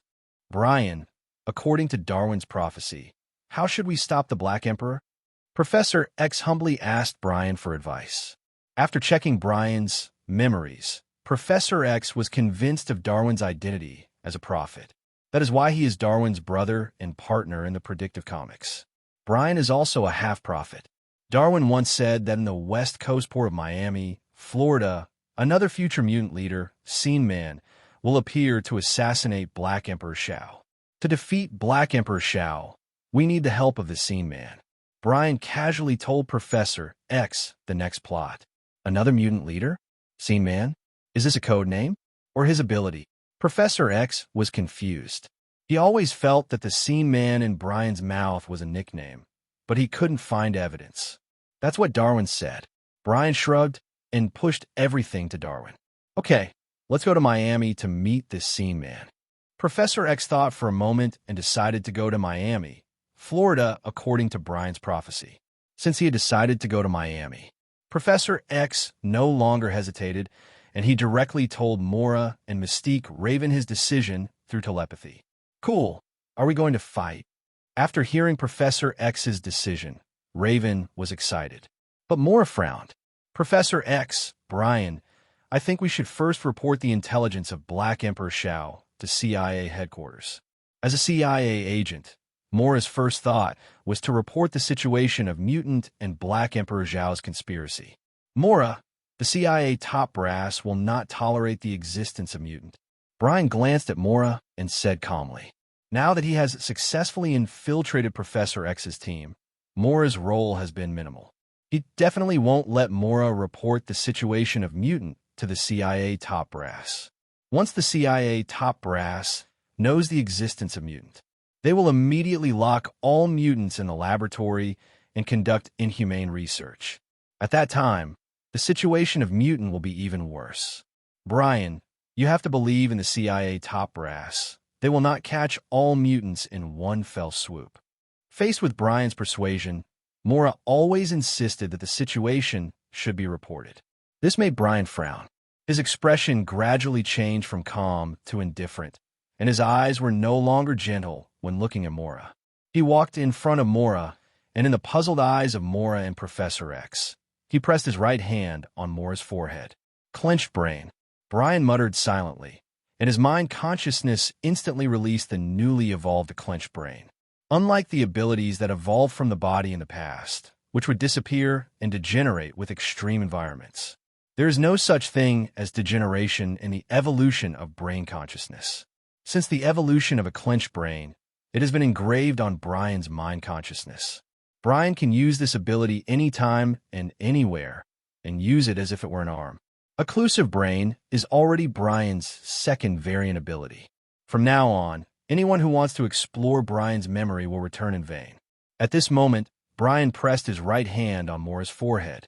The mind consciousness activated the occlusive brain. His mind consciousness instantly sank into Mora's brain. Then Mora's memories of the past few days were quickly read out by Brian. Occlumency can use the mind to seal all memories, emotions, thoughts, etc. deep in the brain. Similarly, it also has a certain ability to read memories. Definitely, it is different from Professor X, who can read all memories instantly. Occlumency can only read other people's memories for a few days. But for Brian, it is enough. Buzz. Brian quickly found Mora's memories of the past few days, and then used occlumency to seal all these memories deep in her subconscious. When Brian put down his right hand, Mora's originally clear eyes became confused. Why am I here? Who are you? Why am I here? Who are you? In Professor X's private villa, Mora looked at Brian and others with a confused face, and her tone of voice became stiff and unfamiliar. Agent Mora, do you really not remember? Brian looked at Mora calmly and asked, Remember what? Mora looked at Brian with a confused face. You came to Oxford University and drank too much yesterday, and I kindly brought you back here. Brian said without blushing or beating his heart. Really? Hiss, why can't I remember it? Mora looked at Brian suspiciously, trying to recall what happened yesterday. However, the more she recalled, the more drowsy her brain became, and she even felt a little tingling. Not only yesterday, she couldn't remember the memories of the past few days at all. Agent Mora? Brian's voice gradually brought Mora back to her senses. She glanced at Brian and the other two, but found that she had no impression of them at all. I think they should be some insignificant people. Hangovers make the brain drowsy. Would you like a cup of coffee? Brian casually took a cup of coffee from the coffee machine next to him and handed it to Mora with a smile on his face. Thank you for your kindness, sir. However, I have to leave here. I still have a mission to complete. Mora left the villa directly after she finished speaking. Looking at Mora leaving, Professor X frowned and looked at Brian. Brian, what did you do to Mora? Facing Professor X's questioning, Brian just said lightly, Nothing. I just deleted her memory about us and Mutant. Professor X was stunned for a moment. He looked at Brian in surprise, not knowing that Brian actually had other mutant abilities. Can you delete Mora's memory? Professor X asked subconsciously. Brian had been waiting for Professor X's question. In fact, after using the brain block technique to seal Mora's memory, Brian knew that Professor X would definitely ask.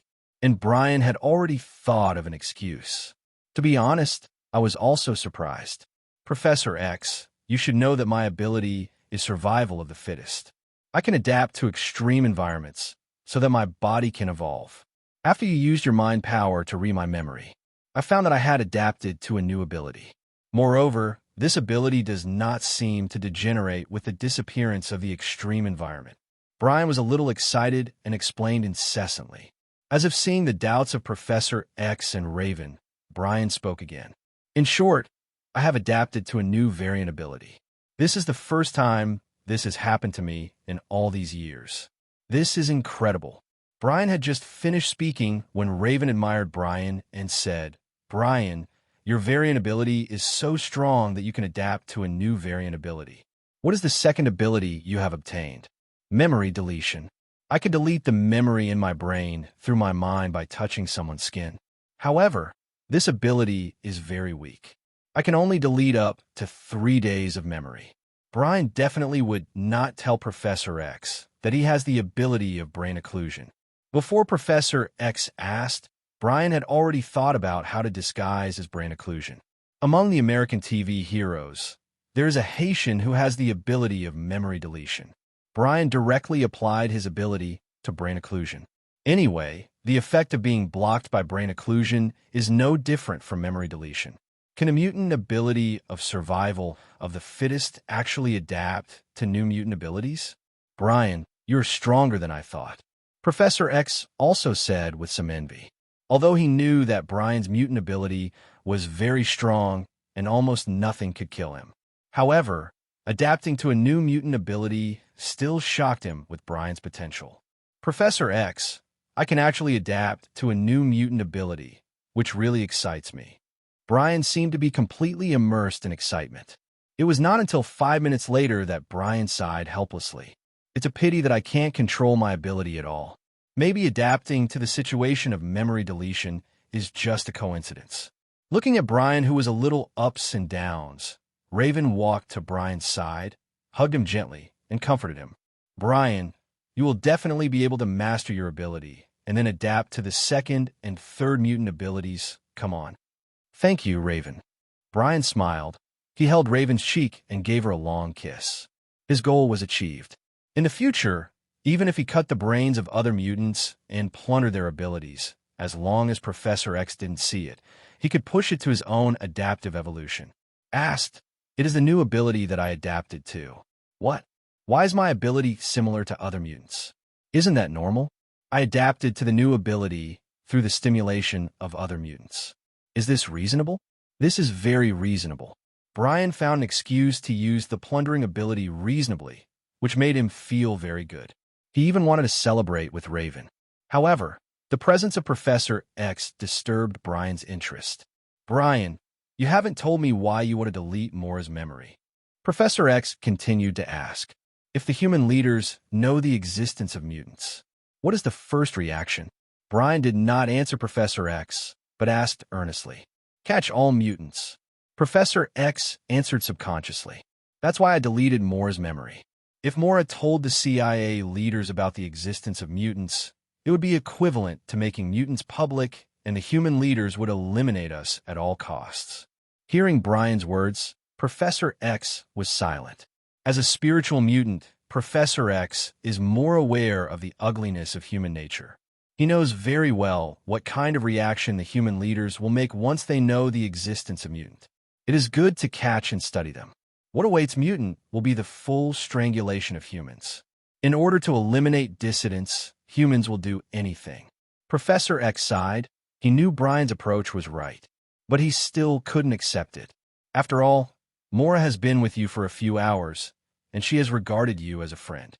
Professor X said with a wry smile. "Professor, I know. Mora is my friend. It hurts me to delete her memory." Brian took a deep breath, and then his face turned cold.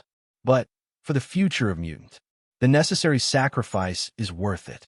In order to prevent my fellow mutants from being chased by the human military, I am willing to make sacrifices. Everything is for mutant," Brian said righteously. However, in fact, Brian had no psychological barriers to deleting Mora's memory. Mora is just a stepping stone for Brian to get close to Professor X.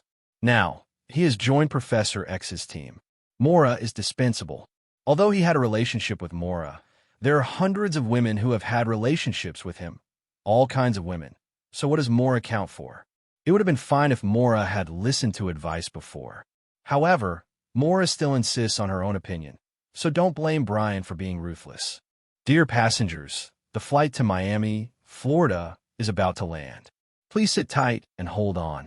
On the flight to Miami, Brian, Professor X, and Raven were sitting in the first-class cabin. After solving the problem of Mora, Brian and the other two took the plane without stopping, ready to go to Miami to save Magneto, who was about to be beaten by Black Emperor Shaw. At this moment, Brian was sitting in a soft and comfortable seat, concentrating on drawing the premonition comic.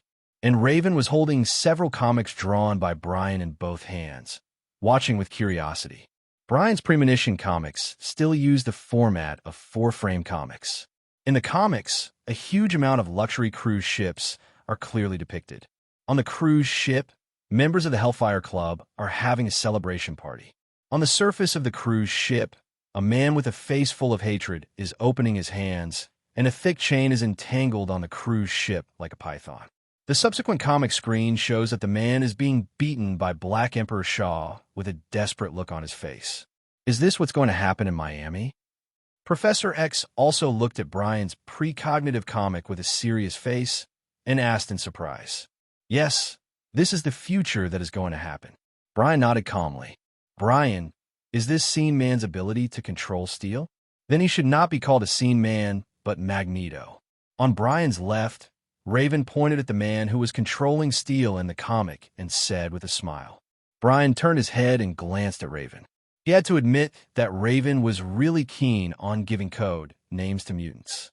Speaking of which, whether it was Professor X, Magneto, or the code names of the X-Men, they were all given by Raven. This can be regarded as a little code name expert. When Brian finished the last precognitive comic, the plane happened to land at Miami Airport. The three walked out of the airport. Standing outside the airport, Professor X and Raven looked at Brian. "Which port is the cruise ship of the Black Emperor Shao in?" Professor X even asked. "Professor X, you seem to rely too much on Darwin's prophecy. Darwin once said that his prophecy can only guide us in the direction, but we still need to find out where the Black Emperor Shao is hiding." Brian looked at Professor X's expression and said solemnly, "He just knew the plot. The plot will not show the specific location coordinates. How could he know which port the Black Emperor Zhao's cruise ship was docked at?" After hearing Brian's solemn warning, Professor X was stunned for a moment, and then he smiled bitterly. Just as Brian said, he relied too much on Darwin's prophecy. So much so that he forgot that he was also a mutant. And he was a level 4 psychic mutant. Professor X was no longer confused. He pressed his right hand on his temple, and the huge psychic power instantly enveloped the entire Miami. As the strongest telepathist in the world, Professor X's telepathy range can reach hundreds of kilometers. This is almost the size of a New York City file. As Professor X released telepathy, countless psychic consciousness projections appeared in front of Professor X. Then came the mental thoughts, like a tsunami. The noisy sound made Professor X look painful. His fingers on his temples began to tremble because of this. The third port.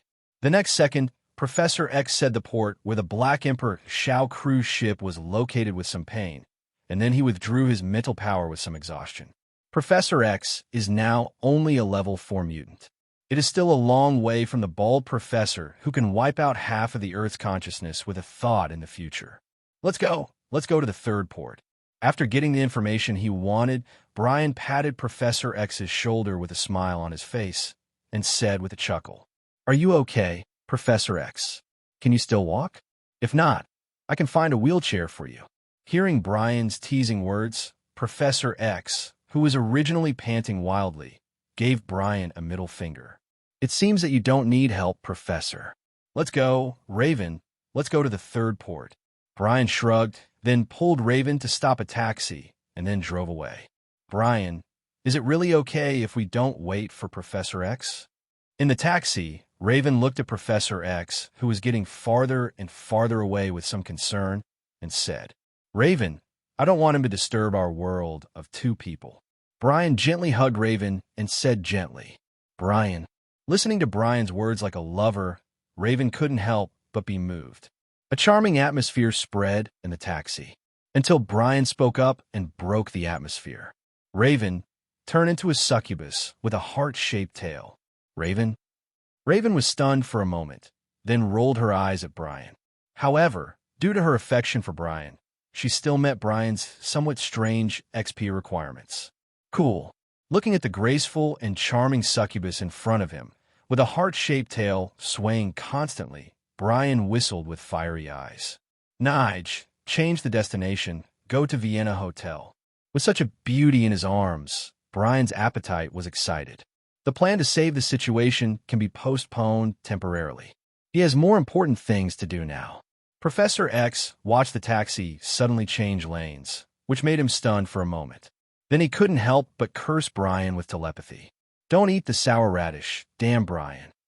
F***K. Brian ignored Professor X's telepathy. The taxi took Brian and Raven to Vienna Hotel. F***K. Professor X, who had finally recovered, looked at the taxi going away and wanted to kill Brian. He had always regarded Raven as his own sister. How could he not be mad when he saw a man he had just met for less than a day abduct his sister? However, Raven had no opinion, so Professor X could only be furious. Professor X simply turned a blind eye. He directly used his mind power to control a white man driving a Ferrari supercar and let him hand the Ferrari to Professor X. Then Professor X stepped on the accelerator and the Ferrari sped away. He wanted to go to the third port by himself to investigate the movements of the Hellfire Club in advance and see if there was a chance to rescue the people in Darwin's prediction. Magneto. By the way, wait for Brian and Raven. F***K. Professor X, who was driving, couldn't help but swear again. 6 hours later, it was almost dusk. The setting sun cast a golden glow, shining on the water, sparkling and beautiful. Brian came to the third port of Miami with Raven, who was also smiling. It must be said that Mystique Raven is simply a man's dream. Brian experienced the kaleidoscopic shapeshift ability of Mystique Raven. It turns out that Raven can not only transform into various female forms. Even the humanoid female images, such as Angel with white wings, Succubus with heart-shaped tail, and Demon with goat horns on his head, can be transformed.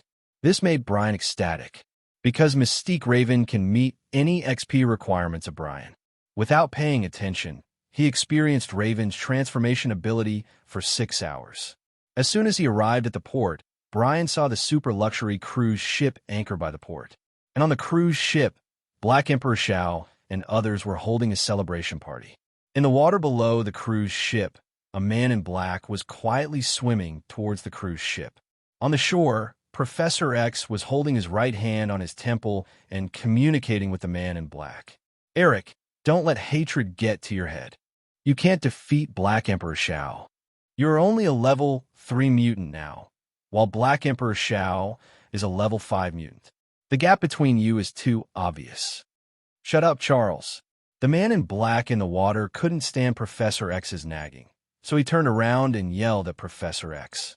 This man in black was the future Magneto, Eric Lyncher.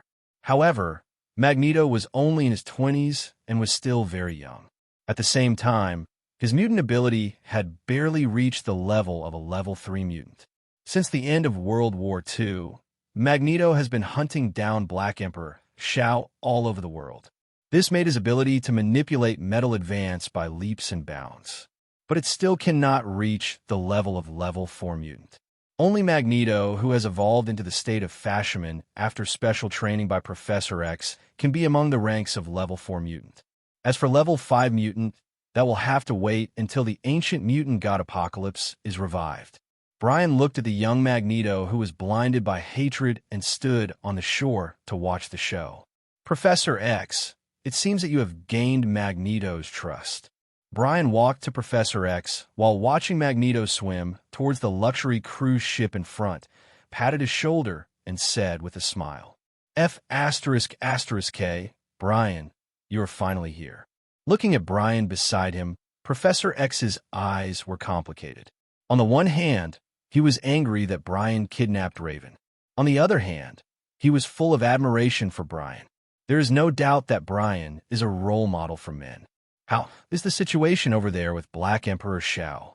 Brian did not care about Professor X's complicated eyes, but looked at the luxury cruise ship and asked, "Black Emperor Shao has discovered us." After hearing Brian's question, Professor X's face became serious. He then told Brian what had happened during this period.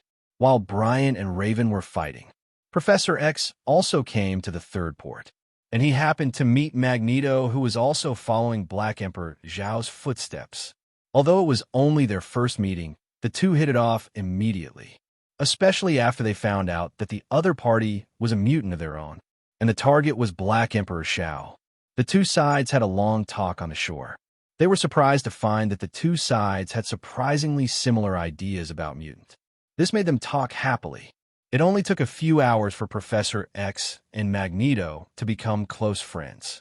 Professor X even told Magneto about Black Emperor Zhao's crazy plan. He even told Magneto about the existence of Brian, Raven, and the Prophet Darwin. And Magneto told Professor X about his tragic experience in the concentration camp when he was a child. Then Professor X invited Magneto to join his team to fight against Black Emperor Shao together. Magneto readily agreed. However, the two sides had some disagreements on how to fight against Black Emperor Shao. Professor X believed that Black Emperor Shao was very powerful, and the 4 mutants on his side alone could not fight against Black Emperor Shao. Professor X planned to find some powerful mutants before facing Black Emperor Shao.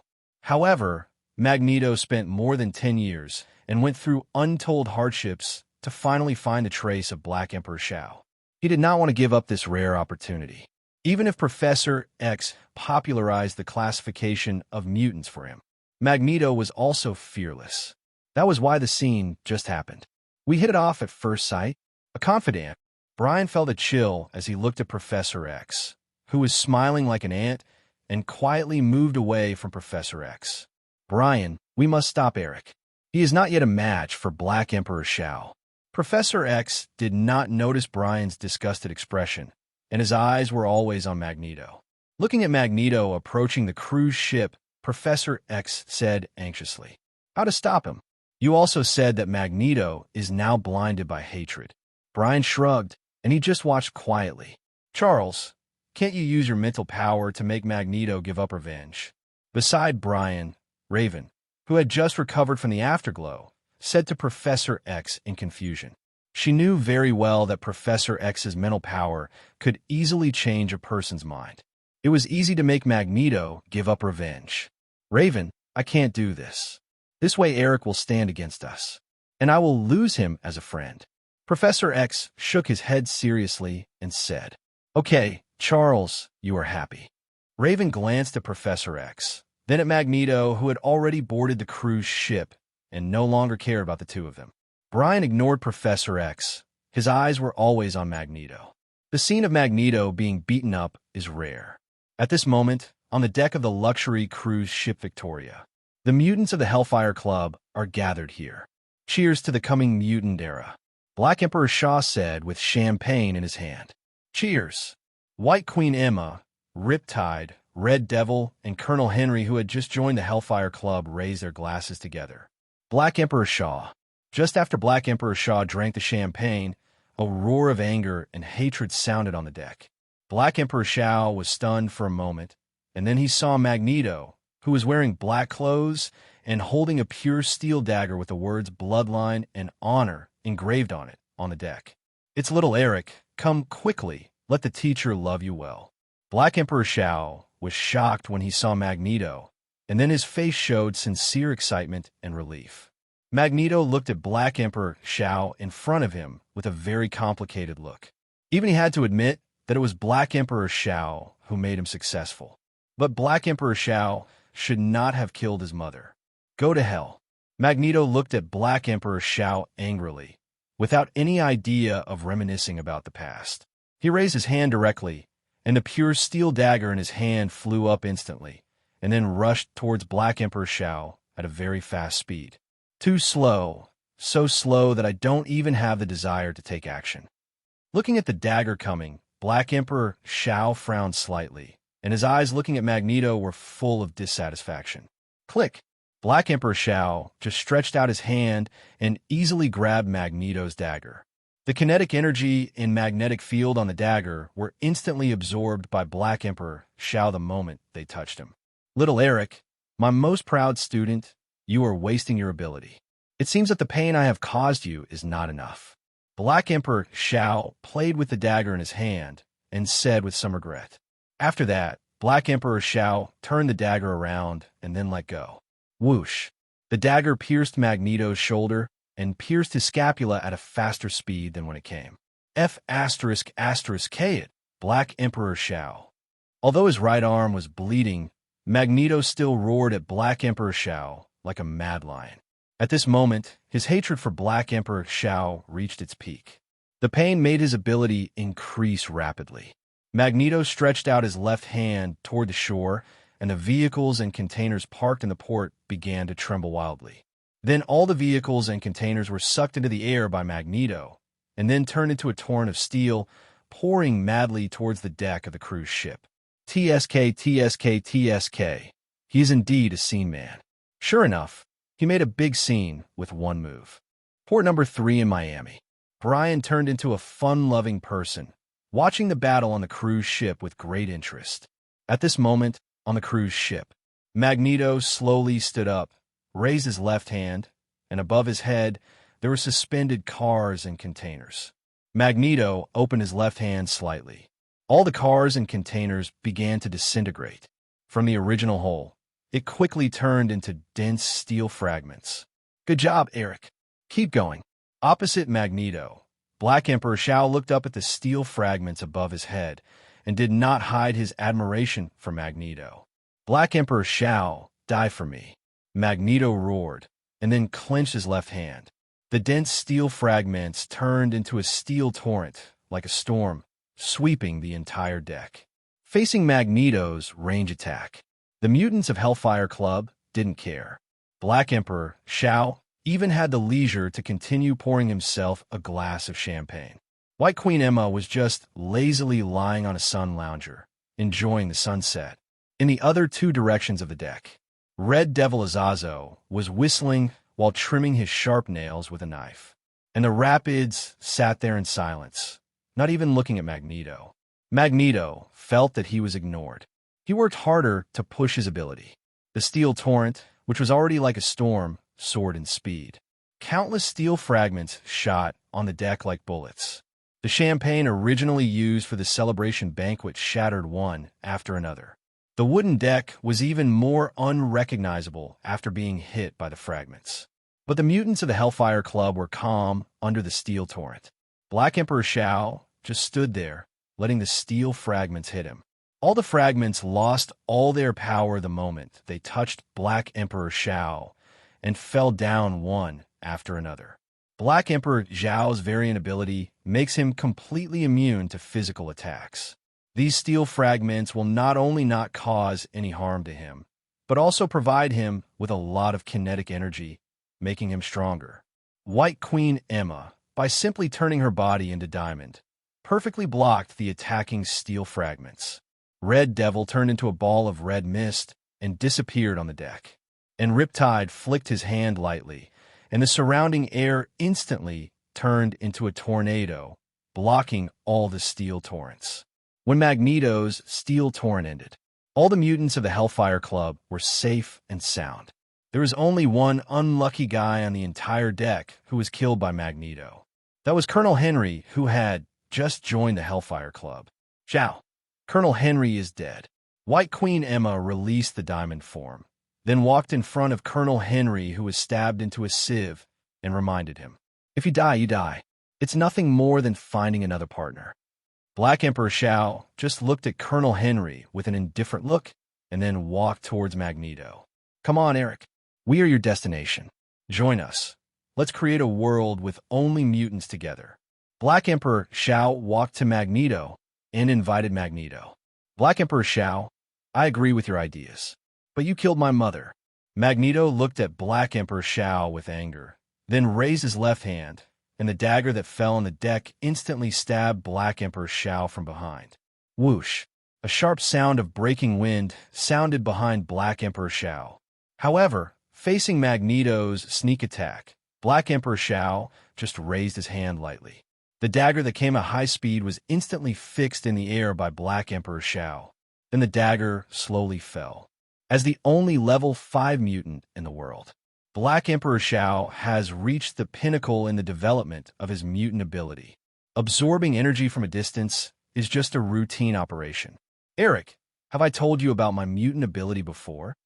Black Emperor Shao reached out and pulled Magneto up from the ground, then took out a piece of chocolate from his pocket and placed it in the palm of Magneto's left hand. "No." Looking at the chocolate in his hand, Magneto inevitably recalled his tragic experience as a child. He looked at Black Emperor Shao, who was close at hand, and the fear buried deep in his heart made him subconsciously answer Black Emperor Zhao's words. "Well, it seems I haven't said it yet. I can absorb any form of energy and convert it into my own energy and store it. This keeps my cells in peak condition at all times. It allows me to stay young forever. To be honest, if it was just the ability of immortality, it would be too boring. The interesting thing is that I can release the energy in my body. Like this." Black Emperor Shao casually introduced his variant ability, and then, in Magneto's horrified eyes, he raised his right index finger and gently tapped Magneto's body. The energy that Black Emperor Shao had absorbed before was released from his fingers, and a dazzling energy ball enveloped Magneto. Boom! A huge amount of explosive energy knocked Magneto directly into the water. Black Emperor Shao only released the energy stored by Magneto's steel torrent before. Even so, the degree of explosion of these energies is almost equivalent to that of high explosive grenades. Hit by such a close-range energy explosion, Magneto was seriously injured and unconscious. This was because Magneto saw the situation was not good when the explosion occurred and used the steel fragments on the deck to form a steel shield, so he was lucky enough not to be killed or maimed by the energy of the Black Emperor Shao. Even so, Magneto's body is now in a terrible state. His skin is bloody and his wounds almost reveal his bones. The blood almost instantly dyed the water red. "Eric." On the shore, Professor X saw that Magneto was seriously injured and his body was gradually sinking into the water. He couldn't sit still. Although they had just met, Professor X had already regarded Magneto as his confidant. At this moment, seeing that his friend was not sure whether he was alive or dead, Professor X was immediately extremely anxious. Fortunately, Eric is still alive. Professor X pressed his right hand on his temple, and his spiritual power instantly invaded Magneto's brain. After discovering that Magneto was still conscious, Professor X breathed a sigh of relief. Then he jumped directly into the water. "Professor X, what are you doing?" Professor X's sudden action stunned Brian, who was eating melons, and he asked Professor X in confusion, "Don't eat the sour radish, Brian. Don't you see I'm saving people?" Professor X swam towards Magneto, who was sinking to the bottom, and said to Brian unhappily, "The distance between you and Eric is a full 200 meters. Are you going to swim all the way over?" Brian stood on the shore, took a look at the distance between Professor X and Magneto, and said jokingly, F***K. Brian, either help or get out. Professor X said to Brian angrily while swimming hard in the water. "I'm anxious." "You're anxious." Looking at the frustrated Professor X, Brian felt happy. Then he moved his hands and feet slightly, and then jumped into the water. "Now it's my home court, on the harbor shore." Raven stared at Brian in the water with eyes wide open. "Is this your ability?" "Brian, it's so cool." Looking at Brian, whose appearance changed rapidly after entering the water, Raven was shocked and couldn't help but screaming in admiration. At this moment, under the sparkling water, Brian, who jumped into the water, had already completed his adaptive evolution in an instant. At this moment, Brian's teeth evolved into shark teeth, sharp and pointed. His skin was covered with golden scales. These scales were as smooth as fish scales, shining in the sun. Under the golden scales were rapidly expanding, extremely developed muscle groups. This made Brian look extremely strong, with 8 abdominal muscles looming in the water. And the arm muscles were even more developed. A sharp shark fin extended from each of the elbows of the 2 arms. On Brian's shoulders, there were 3 fine gills which opened and closed, breathing in and out the air in the water for Brian. At this moment, Brian's appearance is like a combination of Hashigaki Kisame and DC Aquaman and Naruto. Not only does it not feel out of place, but it is full of unique muscle line beauty. Brian called this adapted form, fishman form. Brian, who evolved into a fishman, clenched his fist in the water. He could feel the terrifying, explosive power of this evolved body. The golden scales on his body allowed him to feel the subtle changes in the water flow. At the same time, the fishman form also optimized his organs and 5 senses, allowing him to see and speak freely in the water and store a lot of air in his lungs, so as to spit out air bubbles. Brian is now a new evolved species. Now, the water is my home court. Feeling the explosive power of his body, Brian smiled. Then, his feet swung gently like a fishtail. Whoosh! Brian was like a flexible shark, sneaking rapidly in the water. The golden scales on his skin vibrated slightly as Brian swam, changing the direction of the water flow and reducing the resistance of the water flow. Let the water flow constantly push Brian to sneak. In the water, Brian turned into a rapid current. His super fast speed made him seem to turn into a thin water line. Wow! Professor X, who was swimming hard in the water, only heard a sound of rapid current in his ears, and then he was submerged by the waves that followed. Professor X struggled hard in the waves and finally stabilized his body. Then he saw a scene that shocked him. Under the water seemed to be cut by a sharp blade, and in front of the water was Brian, who was like a water elf. Holy crap, is that Brian? Professor X widened his eyes and even forgot about Magneto, who was sinking to the bottom of the water.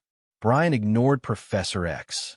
He was now extremely excited to experience his evolved fishman form. Now his speed has surpassed the fastest swordfish in the world, reached an astonishing 280 kilometers per hour. In the water, no human ship can compare with Brian. Cool. Adaptive evolution is indeed an Omega-level ability. Brian was diving rapidly in the water while speaking fluently. After testing his speed, he twisted his body slightly, and his whole body turned sharply in the water, rushing towards Magneto, who was sinking to the bottom. 200 meters away, for Brian now, it was just a breath away. Looking at Magneto, who was suffocating because of drowning, Brian opened his mouth and spit out a 2-meter file-sized air bubble towards Magneto. After the air bubble displaced the surrounding water flow, it quickly wrapped Magneto. TSK, he's not dead yet. Brian was amazed at Magneto, who was barely breathing. Then he grabbed Magneto's collar with his right hand and swam quickly to the shore. Splash. In just a moment, Brian dragged Magneto to the shore like a dead dog. Then Brian exerted a little force on his right arm. Magneto's body was thrown directly onto the shore, and then fell heavily in front of Raven. As he left the water, the air bubble surrounding Magneto burst instantly. The huge amounts of impact caused Magneto to wake up briefly from his coma. After a few violent coughs, he vomited out the water in his lungs. Magneto fainted again. Brian, is he okay? On the shore, Raven looked at Magneto, who was covered in blood and bruises, with some concern. Brian had just thrown Magneto onto the shore, causing him to break several ribs again. He shouldn't die. Brian raised his head from the water, lying on his back in the water, and said casually, "He just used too much force." In the Fishman form, Brian's strength, endurance, and physical strength have been greatly improved. His current physical strength can beat 2 Captain Americas. Combined with Brian's speed in the water, his punch is comparable to a torpedo attack. Brian, are you sure you are only a level 3 mutant? Professor X, who had just swam to the shore and checked Magneto's injuries, looked at Brian's current form with surprise. Although he knew that Brian's mutant ability was very strong, but he didn't expect Brian to be so strong. The moment he came into contact with the water environment, his body had evolved into its current state. Moreover, it seems that Brian's evolved state is very powerful. No matter how Professor X looked at it, Brian was not just a level 3 mutant. As you can see, Professor X, survival of the fittest will make my body evolve randomly. But because my body evolves autonomously, it is not under my control. So, I am indeed a level 3 mutant. Brian looked at Professor X and said seriously. Hearing Brian's words, Professor X was speechless. According to the level of mutant, although the level 3 mutant has a certain combat power, it cannot freely control its mutant ability. And Brian, because of the special nature of adaptive evolution, is indeed unable to freely control his mutant ability. He is really a level 3 mutant. Brian, we should leave here. Professor X no longer entangled with Brian's mutant level, but turned to look at Magneto and reminded him. Professor X, I'm afraid we can't leave so easily. Brian turned to look at the cruise ship. At this moment on the deck of the cruise ship, Black Emperor Shao also looked at Brian with admiration. That young man has unparalleled ability. Black Emperor Shao did not hide his admiration for Brian. That's Brian. White Queen Emma stood up from the sun lounger, looked at the water, and said, Emma, do you know him? Black Emperor Shao was stunned for a moment, then asked White Queen Emma. Yes. White Queen Emma nodded gently. After seeing Emma nod, Black Emperor Shao smiled. Great, Emma. Go and invite our mutant brother Brian to the Hellfire Club. Black Emperor Shao had the idea of recruiting Brian. However, facing Black Emperor Zhao's idea, Emma just shook her head gently to refuse. In the questioning eyes of Black Emperor Shao, Emma said calmly, Shao, he is here to kill you. Black Emperor Shao? Black Emperor Shao was a little confused. Why do you want to kill me? We don't even know each other. Brian said that you killed his brother, Darwin. Who is Darwin? Black Emperor Shao was even more confused. A Nigeria. It's just a Nigeria. I have killed so many nigs over the years. How'd I know which one is Darwin? Black Emperor Shao frowned. After hearing that Darwin was nig, he felt that he might have killed Darwin himself. In that case, Brian can only become our enemy. Black Emperor Zhao's face turned cold. Because of the mutant supremacy concept, he is very tolerant of the mutant clan, and he also desires to unite the mutant clan and jointly create a world with only mutants. But this does not mean that he will not kill mutants. For those mutants who cannot be united, Black Emperor Shao has never been merciful. The Torrent, the Red Devil, killed Brian. On the luxury cruise ship of Hellfire Club, Black Emperor Shao looked at Brian in the water, then turned to Jiliu and ordered, "Jiliu, get Brian out of the water." Black Emperor Shao is not only powerful in mutation ability, his knowledge is also extremely profound. He watched the whole process of Brian's transformation, although he didn't know what kind of mutation ability Brian had. But Black Emperor Shao guessed that Brian's transformation should be related to water. The best way to deal with this kind of transformation ability is to get him out of the water. Facing Black Emperor Zhao's order, Jiliu said nothing. He walked straight to the edge of the deck. He raised his hands directly. In Jiliu's palm, two small tornadoes were spinning rapidly. Jiliu raised his hand and threw the two tornadoes out. Boom! The original mini-file-sized tornado rapidly grew after leaving Jiliu's palm. Almost instantly, it turned into two huge amounts of tornadoes. The tornado was raging above the water. Countless water flows were swept into the sky by the tornado. Above the water, two huge amounts of vortexes were swallowing up the water madly and spreading rapidly towards Brian. Looking at the tornado sweeping over, Brian did not retreat but advanced. As a level 5 mutant, Brian's adaptive evolution is not only able to adapt to one extreme environment, he can adapt to multiple extreme environments at the same time. Under the water, Brian slightly accumulated power with his feet and then stepped out suddenly. Boom! The violent force squeezed the water flow under his feet, shape-shifting, forming a circle of water shockwave. And Brian's body shot out. The super-fast speed made the water flow in front of Brian roll to both sides. It was like an invisible sharp blade cutting the water surface in half. While diving rapidly, Brian raised his hands, crossed his arms, and made an X shape. He looked up at the first approaching huge tornado. Brian grinned, revealing his sharp white fangs. "It's just right to test the limit of my strength in fishman form." Brian took a deep breath, and some blisters were discharged from the gills on his shoulders. Then his body muscles instantly tensed up, and his arms swung out with force. Boom! Two extremely compressed, ultra-high-pressure water columns, in the shape of an X, shot out from the water like thin lines. The high-speed rotating tornado was instantly shattered by these two high-pressure water columns. The cyclone inside the tornado collapsed. The entire tornado quickly disappeared. Gift crab. The taciturn Jiliu rarely swore after seeing Brian shatter his first tornado. Then Jiliu opened his hands. The wind speed and scale of another tornado increased rapidly. The violent tornado even blew the cruise ship on the water to the ground, and the volume of the tornado reached tens of meters. Such a powerful tornado can even pull up a tall building. The entire port was hit by a massive tsunami because of the tornado. Is this the strength of the Hellfire Club? On the shore, Professor X looked at the raging tornado with a solemn expression, and his heart was extremely heavy. All the mutants of the Hellfire Club are level 4 mutants, although Brian's mutant ability is very strong. But can he really defeat the Rapids?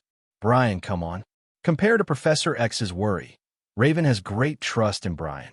She firmly believes that Brian will definitely be able to defeat the Rapids. Hearing Raven's encouragement, Brian, who was drifting in the water, turned around and made a reassuring gesture to Raven. Then Brian jumped out of the water and stepped on the tsunami with both feet. Like surfing, he quickly rushed into the tornado.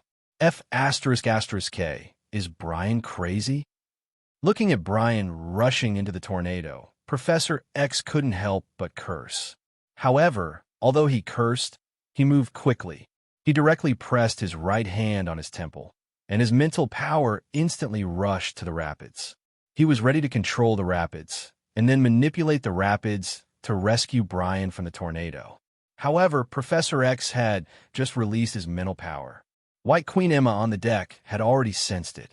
She also put her fingers on her temples and directly intercepted Professor X's mental consciousness. F***K, it's White Queen Emma. I can't break through her mental defense. I hope Brian can be safe. Professor X put down his fingers dejectedly. As long as White Queen Emma was there, he couldn't control anyone in the Hellfire Club. Definitely, White Queen Emma couldn't control the people around Professor X. Both of them were level 4 mental mutants. No one could do anything to anyone. Just when Professor X and White Queen Emma were competing in mental power, Brian, who had already entered the tornado, began to adapt and evolve again. He still maintained his fishman form, but a closed hole appeared in the palms of his hands. Brian called this evolve hole, wind hole. This is a new organ that Brian's body evolved adaptively. It has only one ability, that is to absorb hurricanes. The wind hole in the palm of his left hand opened instantly. Buzz! A terrifying, devouring force immediately sucked the huge tornado into the wind hole. The originally turbulent water surface suddenly became calm. On the deck, the mutants of the Hellfire Club all looked at Brian in shock, especially the Rapids. He saw with his own eyes that the tornado he created was sucked into Brian's palm. The shock was simply incomparable, and Black Emperor Shao was also extremely shocked. He looked at Brian, and his originally relaxed face gradually became serious. What ability does this guy have? No one answered Black Emperor Shao. Although White Queen Emma knew Brian's ability, she did not choose to tell Black Emperor Shao. Jiliu, use your ability to the fullest. Hey Huang, Shao ordered Jiliu again. Jiliu nodded seriously. Then his whole body spun rapidly. A tornado that was even bigger than before quickly took shape. However, facing this even bigger tornado, Brian just stretched out his right hand, and the wind hole burst out a suction force. This tornado that looked very violent was quickly sucked into the wind hole like a young swallow returning to its nest. Plop! Jiliu, who lost the tornado, fell under the water surface while spinning. Looking at Jiliu falling into the water, Brian grinned, with sharp teeth, making him look a little creepy. In the water, he is the absolute king. Brian quickly swam in front of Jiliu, and then, under Jiliu's horrified eyes, he directly grabbed Jiliu's head and dragged him to the bottom of the water. Jiliu, you will become the second variant ability I plunder. Looking at Jiliu, who was struggling with suffocation, Brian used the shark fin to open the mind of the Rapids. Then, Brian squatted down and began to carefully examine the brain of the Rapids. At the same time, Brian activated the variant ability that saw through the laws of operation of everything. After finding the ability circuit of the Rapids, Brian also obtained the variant ability of the Rapids at the same time, and it was automatically maxed out. Make a tornado. Brian felt the new variant ability he had just plundered, and a smile appeared on his face. On the shore, Professor X looked at the calm water surface with worry. He wanted to use the power of telepathy to check the battle between Brian and Riptide, but he was competing with White Queen Emma in mental power. There was no way to separate the mental consciousness to check the situation under the water. It was not just Professor X. White Queen Emma was the same. The mental power of the two was evenly matched, and neither could break through the other's mental shield. This was why Brian dared to open his brain to Riptide under the water. Only Professor X and White Queen Emma had the ability to check the situation under the water. But now, the two of them were almost the same as ordinary people. Brian was not worried that Professor X and the people of the Hellfire Club would discover his secret. On the riverbed under the water, Brian looked at the dead Riptide indifferently. Just now, he had obtained the variant ability of Riptide. The variant ability of Riptide was very simple. He could create a tornado through his thoughts. You can also form a super large tornado by rotating your body at high speed. Tornado. Brian opened his right index finger, and a mini tornado instantly formed on his index finger. Compared to the 4th level mutant, Brian's ability to create tornadoes is now automatically maxed out. It has surpassed the 5th level mutant. The 5th level mutant can only create a single tornado, but Brian can create different tornadoes according to different environments. For example, water tornadoes, thunder tornadoes, fire tornadoes, multi-vortex tornadoes, and other tornadoes. He can even manipulate tornadoes for simple mimicry. This is the power of the Sera template. He can not only plunder other people's mutant abilities, he can even max out the ability with one click and can maximize his potential.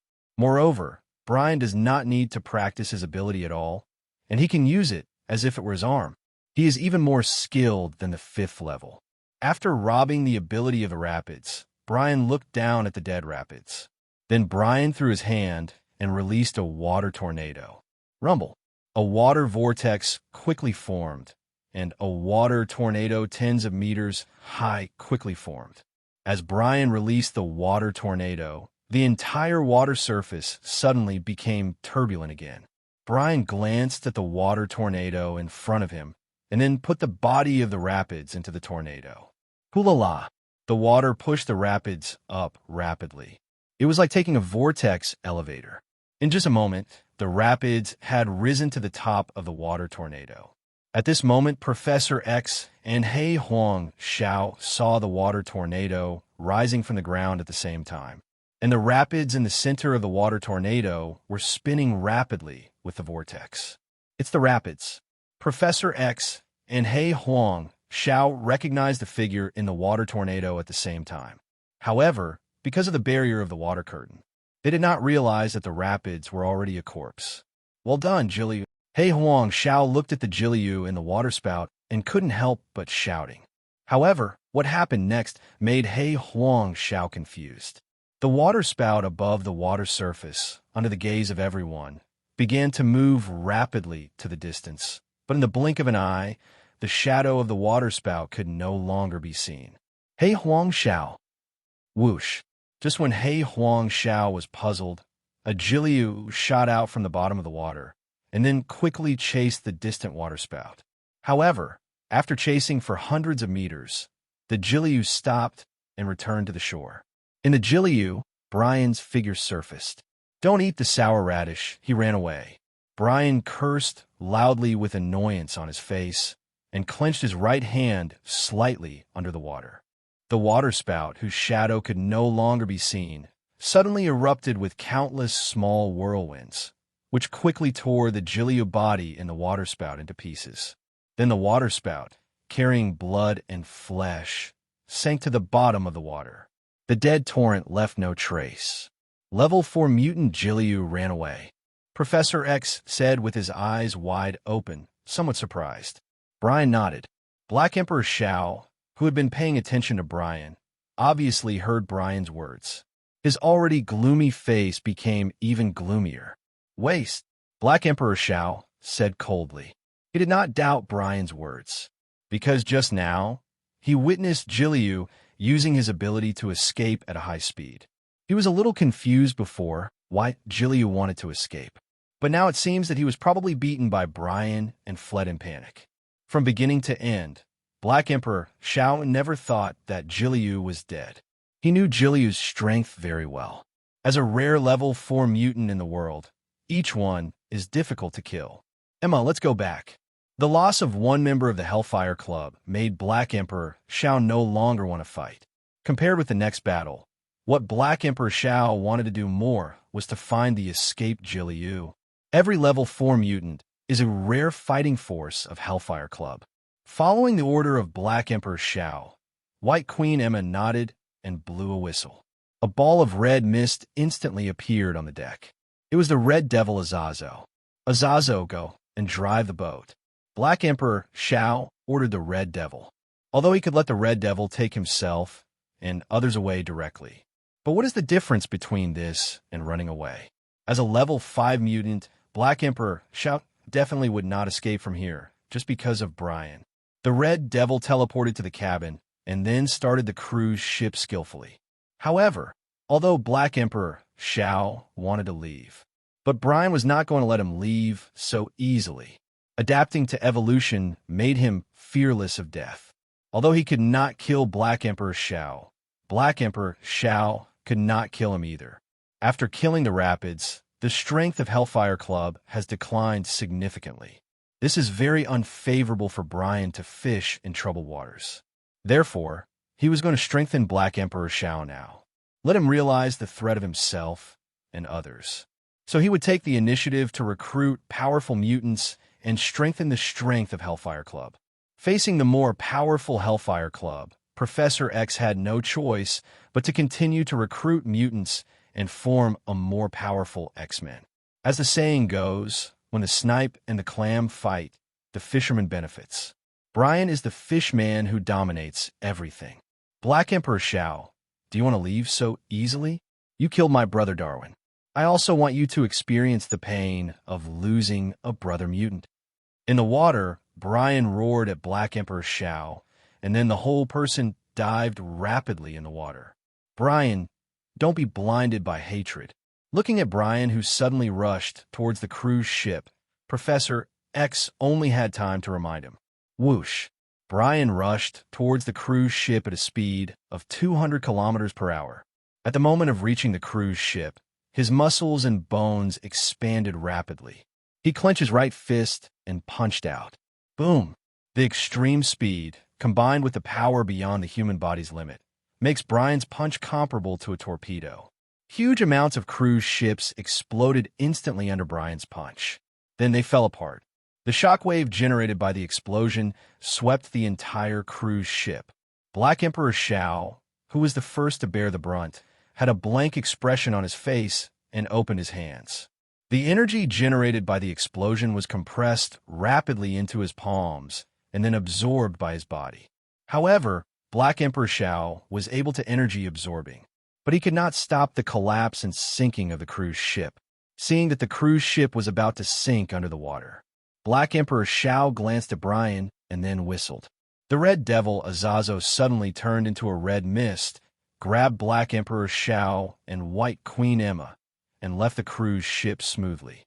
Boom! Port number 3 in Miami. Hellfire Club's Victoria cruise ship. Under Brian's attack, it collapsed and then quickly sank into the water. Before the cruise ship sank into the water, Red Devil Azazo brought Black Emperor Shao and White Queen Emma and teleported to the shore. The moment Black Emperor Shao and the other two appeared, Professor X was startled. The distance between the two sides was really too close. Only less than 10 meters away. This made Professor X's face change drastically. Raven, take Eric away from here. Professor X put his right hand on his temple and reminded Raven behind him with telepathy. Hearing Professor X's reminder, Raven immediately pulled Magneto away from Black Emperor Shao and others. After seeing Professor X, Black Emperor Shao frowned slightly. Long before, Black Emperor Shao already knew that Professor X was also a level 4 psychic mutant. This made him full of fear of Professor X. After all, his physical immunity attribute is max, but the mental resistance is almost the same as that of ordinary people. Although White Queen Emma can block Professor X's mental invasion and protect him from mental damage. However, Black Emperor Shao knows that White Queen Emma cannot stay by his side at all times. It seems that after this battle, I will go to the Soviet Union. Black Emperor Shao took a deep look at Professor X and then ordered the Red Devil Azazo. Red Devil killed him as the most powerful level 5 mutant in the world. Black Emperor Shao is arrogant. He disdains to take action against a mere level 4 mutant. Brian was like this before. Professor X is also like this now. Yes, Shao. Red Devil Azazo saluted Black Emperor Shao very gentlemanly, and then his whole body turned into red mist. When the Red Devil appeared again, he had already come to Professor X. Gift Crab. Before Professor X could react, he was grabbed by the Red Devil's arm. Then the two turned into red mist and disappeared on the spot. 10,000 meters above the sky, the Red Devil appeared in the clouds with Professor X. Then the Red Devil wanted to loosen his arms and let Professor X fall freely. However, before the Red Devil made any move, Professor X suddenly felt that White Queen Emma's mental shield had disappeared. This made Professor X ecstatic. Obviously, he had left White Queen Emma's telepathy range. After the mental shield disappeared, Professor X was finally able to use his mental power at will. Without any hesitation, He directly used his mental power to invade the Red Devil's brain. The Red Devil's originally cold eyes suddenly became dull. Take me back. Professor X gave the Red Devil a mental order. Swish. The Red Devil was completely unable to resist Professor X's mental power and directly took Professor X away at an altitude of 10,000 meters. Professor X's strength was clearly revealed at this moment. Zizizizi. As soon as he returned to the original place, Professor X felt a sharp pain in his brain. Then a mental power instantly interfered with his control of the Red Devil. White Queen Emma. Professor X looked at the White Queen opposite unwillingly. He was very upset now. The excitement just now made him forget the existence of White Queen Emma, so that he just got up for a second. The mental power was offset by White Queen Emma again. Mind control. The Red Devil regained consciousness and left Professor X in shock. The Mind Mutant is undoubtedly one of the most difficult mutants. They can often quietly influence other people's minds, rewrite other people's thoughts, and even play with other people's brains at will. The reason why the Red Devil joined the Hellfire Club was because Emma, who had just become the White Queen, used her mental power to teach the Red Devil a lesson. She even left a mental imprint in his brain. As long as Emma whistles, the mental imprint in the Red Devil's brain will be activated. At that time, no matter where the Red Devil is, he will return to Emma's side as soon as possible. Therefore, the Red Devil is afraid of the Mind Mutant from the inside out. He was not going to deal with Professor X. His eyes turned and then shifted to Raven in the distance. F***K, Raven, be careful. Although Professor X could not use his mental power, he was still keenly aware of the Red Devil's thoughts. This made Professor X's face change drastically, and he sent a telepathic message directly to Raven. However, before Professor X's telepathic message was over, the Red Devil appeared in front of Raven, and then teleported to a height of 10,000 meters, and then let go. Whoosh! Raven immediately fell rapidly. Brian, save me. The strong sense of weightlessness made Raven terrified, and she couldn't even maintain her transformation and showed the Mystique form. In the critical moment, Raven was not thinking about Professor X, but Brian. Obviously, Brian has replaced Professor X. Blue skin, this is really rare. Don't worry, the mutant named Brian will be with you. At an altitude of 10,000 meters, the Red Devil looked at Raven's blue skin with some surprise, and then turned into red mist again and disappeared. Swish! The Red Devil appeared directly under the water, in front of Brian. Looking at the Red Devil so close, Brian did not resist at all. He let the Red Devil catch him. Then the two turned into red mist and reappeared at an altitude of 10,000 meters. At this moment, Brian, because he was out of the water, his fisherman form quickly degenerated and disappeared. He turned back into a human. So, if you leave the water, you can only be slaughtered by others. The Red Devil looked at the scene in front of him and sneered. Really? Brian looked at the Red Devil coldly, and then looked down. Raven was still falling rapidly. Listening to Raven's terrified cry for help, Brian no longer wasted time. Under the astonished eyes of the Red Devil, Brian exerted a little force and broke free from the Red Devil's arms, and then his body fell rapidly in free fall. Are you so anxious to die? The Red Devil was stunned for a moment, and then teleported back to the side of Black Emperor Shao. Shao, the battle is over. The Red Devil patted the non-existent dust on his body and said confidently, in his opinion, falling from a height of 10,000 meters. Even if the opponent's mutant ability was very surprised, it would be useless. However, facing the confident words of the Red Devil, Black Emperor Shao just looked up at the sky with his mouth slightly wide open. Obviously, Black Emperor Shao was shocked. And the one who could shock the level 5 mutant Black Emperor Shao was undoubtedly Brian. At this moment, at an altitude of 10,000 meters, Brian fell rapidly with gravity. And the rapid feeling of weightlessness is also an extreme environment. This made his body begin to adapt and evolve in an instant. But this time, Brian did not evolve organs such as the meat pads of cats. After all, this is 10,000 meters in the sky. Even with meat pads, it would be useless. So this time, Brian evolved a completely different organ. During the fall, Brian felt a slight itch on his back, and then 2 wings 10 meters long broke out of his body. On the wings, there were white feathers. As Brian evolved wings, his body, after spreading his wings, hovered at an altitude of 10,000 meters. Under the shining of the golden sun, the white wings seemed to cover Brian with holy light. At this moment, his wings were spread, and the white feathers exuded a holy golden light. His body also evolved very handsome in the process. On his forehead, there was a golden vertical pupil mark. It looked full of majesty and justice. It was like an angel descending to the world. Brian turned his head and took a look at the beautiful white wings and called the evolved form in front of him angel form. Boom! Brian flapped his wings slightly, and the whole person rotated and dived down. The wings behind him just flapped slightly, and Brian's speed broke the sound barrier. In just a few seconds, Brian had already caught up with the rapidly falling Raven. Then, in Raven's surprised eyes, he easily hugged Raven in his arms. Brian, you are simply my guardian angel. Looking at Brian at this moment, Raven cried with joy. Whoosh! 10,000 meters in the sky. Brian held Mystique, Raven, and hovered above the clouds. The wings behind him stretched out to both sides, and the white feathers shone brightly in the sunset.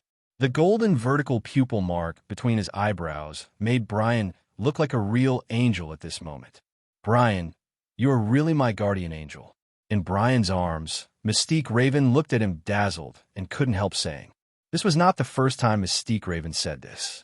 Ever since Brian evolved wings and rescued Raven from the crisis of falling from a high altitude, Raven has regarded Brian as her guardian angel from the depths of her consciousness. Now, Brian's position in Raven's heart has surpassed Professor X. Let's go, Raven. I'll take you down. Brian looked down at Raven, and then the wings flapped rapidly. Boom! A sound barrier exploded in the sky. At this moment, Brian's flight speed reached Mach 1. From the ground, Brian was like a supersonic fighter speeding down. What a fast speed! On the ground, Black Emperor Shao looked up at Brian. When he saw that Brian's flight speed reached supersonic speed, even he couldn't help but be surprised. And the Red Devil beside him took a breath of cold air. Brian's speed was really too fast. It was so fast that even if he had teleportation, he couldn't catch Brian's figure at all. It's Brian. White Queen Emma also shifted her attention from Professor X to Brian. Looking at Brian's appearance like an angel descending at this moment, she couldn't help but admire. Swish! Brian landed rapidly at supersonic speed, and in just over 10 seconds, he landed 10,000 meters. When he was 2 meters close to the ground, Brian's wings vibrated slightly. His body instantly hovered. Raven, stay by Professor X's side. Brian put Raven down in his hand and ordered Raven. Okay, Brian. Raven landed steadily on the ground, nodded, and then walked quickly to Professor X. As for the seriously injured and unconscious Magneto, now both Professor X and the people of the Hellfire Club have chosen to forget about him. In midair, Brian glanced at Professor X. He didn't expect Professor X to protect Raven. Because of the existence of White Queen Emma, Professor X is the most useless person in this battle. After seeing Raven approaching Professor X, Brian flapped his wings slightly. A fierce gust of wind swept down immediately. Then the gust of wind turned into a huge amount of tornado, covering Professor X and Raven. Tornado. Looking at Professor X and the two protected by the giant tornado, Black Emperor Shao and Red Devil looked at each other. They are really familiar with tornadoes, because their mutant brother, Torrent, has the ability to create tornadoes. And now, Brian actually used the ability of tornado. How could they not be surprised? Don't eat the sour radish. How do you have the ability of rapids? The Red Devil looked at Brian angrily and questioned. You don't think that only rapids can use tornadoes? Brian looked down at the Red Devil with a contemptuous smile on his face. Then he flapped his wings, and 2 huge amounts of tornadoes rose from the ground. Whoosh, whoosh. The 2 tornadoes swept towards the Red Devil rapidly. Even though they were several meters apart, the Red Devil could still feel the extreme, tearing sensation brought by the tornado. F***K. Facing Brian's tornado, the Red Devil did not dare to be arrogant. His body suddenly turned into a ball of red mist and used teleportation to avoid the tornado attack.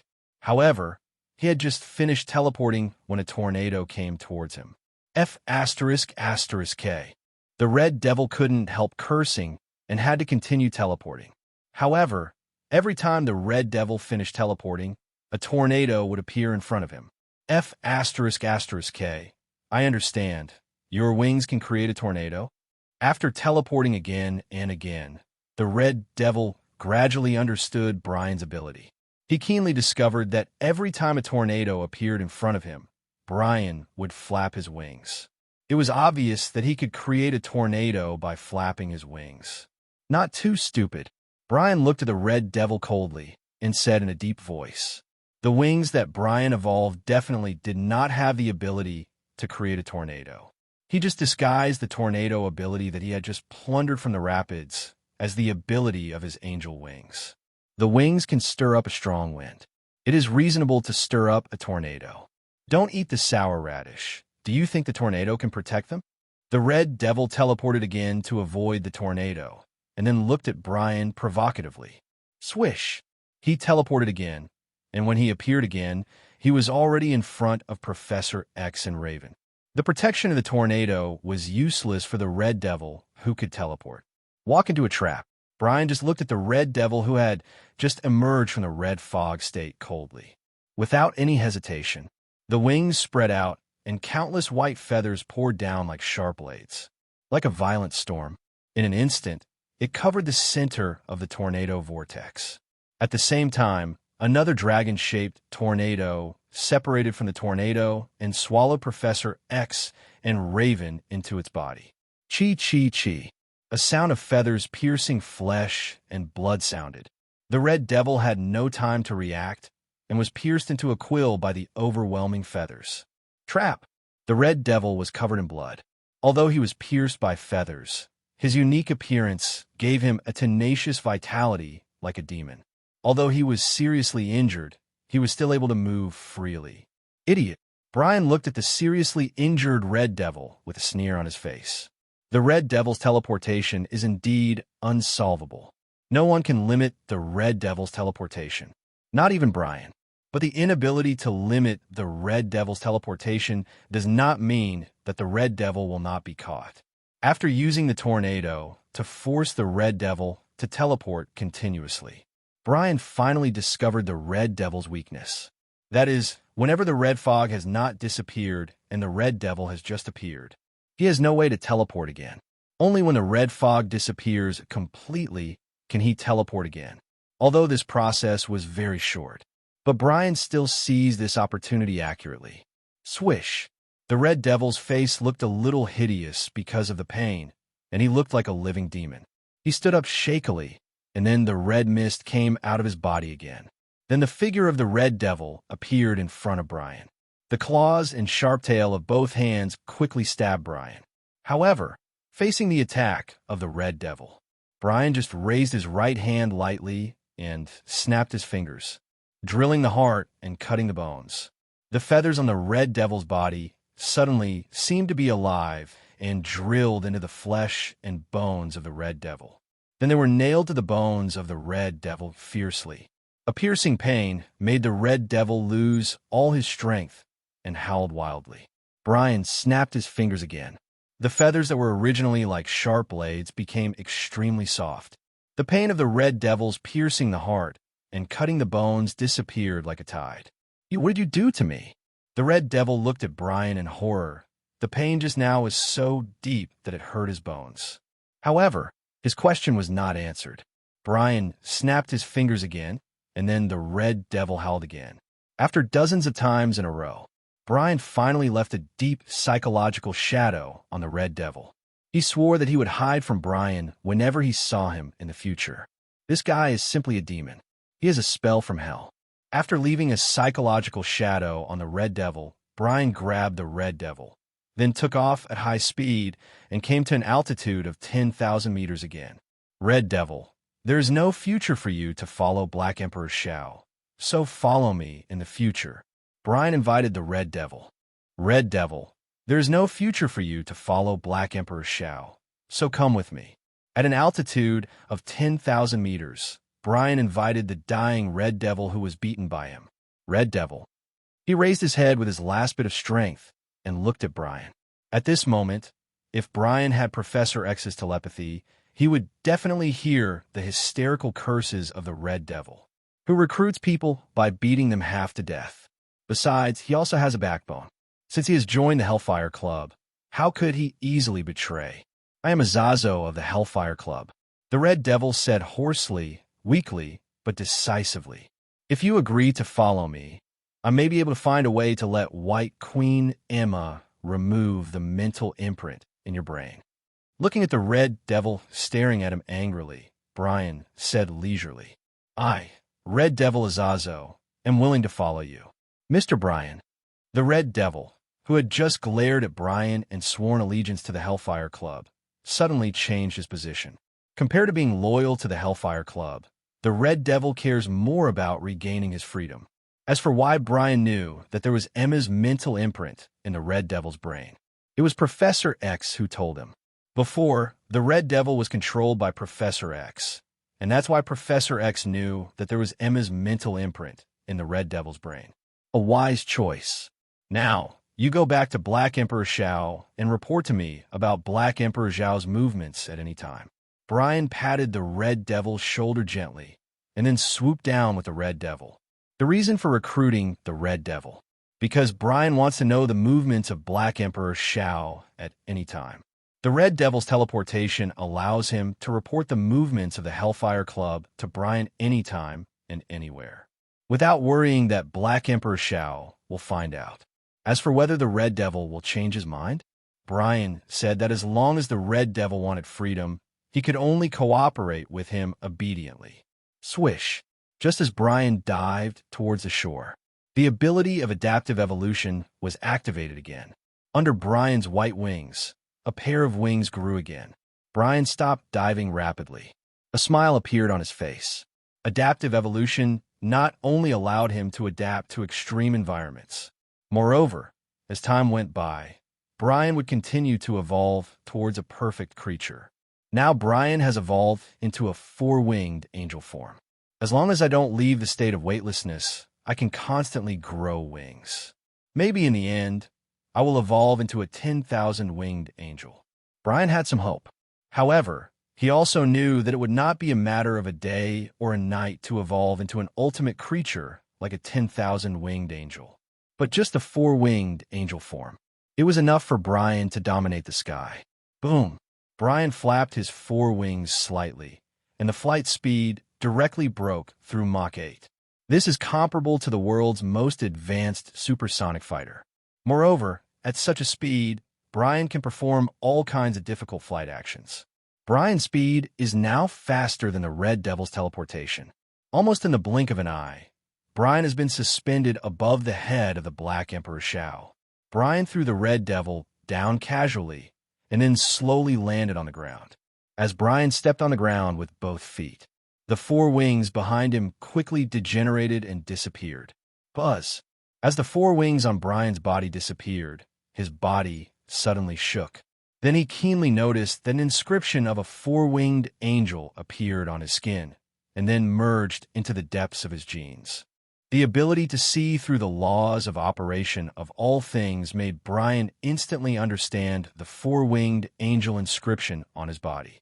In the process of evolution, organisms have the characteristics of directional selection. That is, those who adapt to the environment are preserved, and those who do not adapt to the environment are eliminated. Brian's adaptive evolution ability is the same. It will select those forms that are more adapted to the environment, so as to preserve them and store them in the body.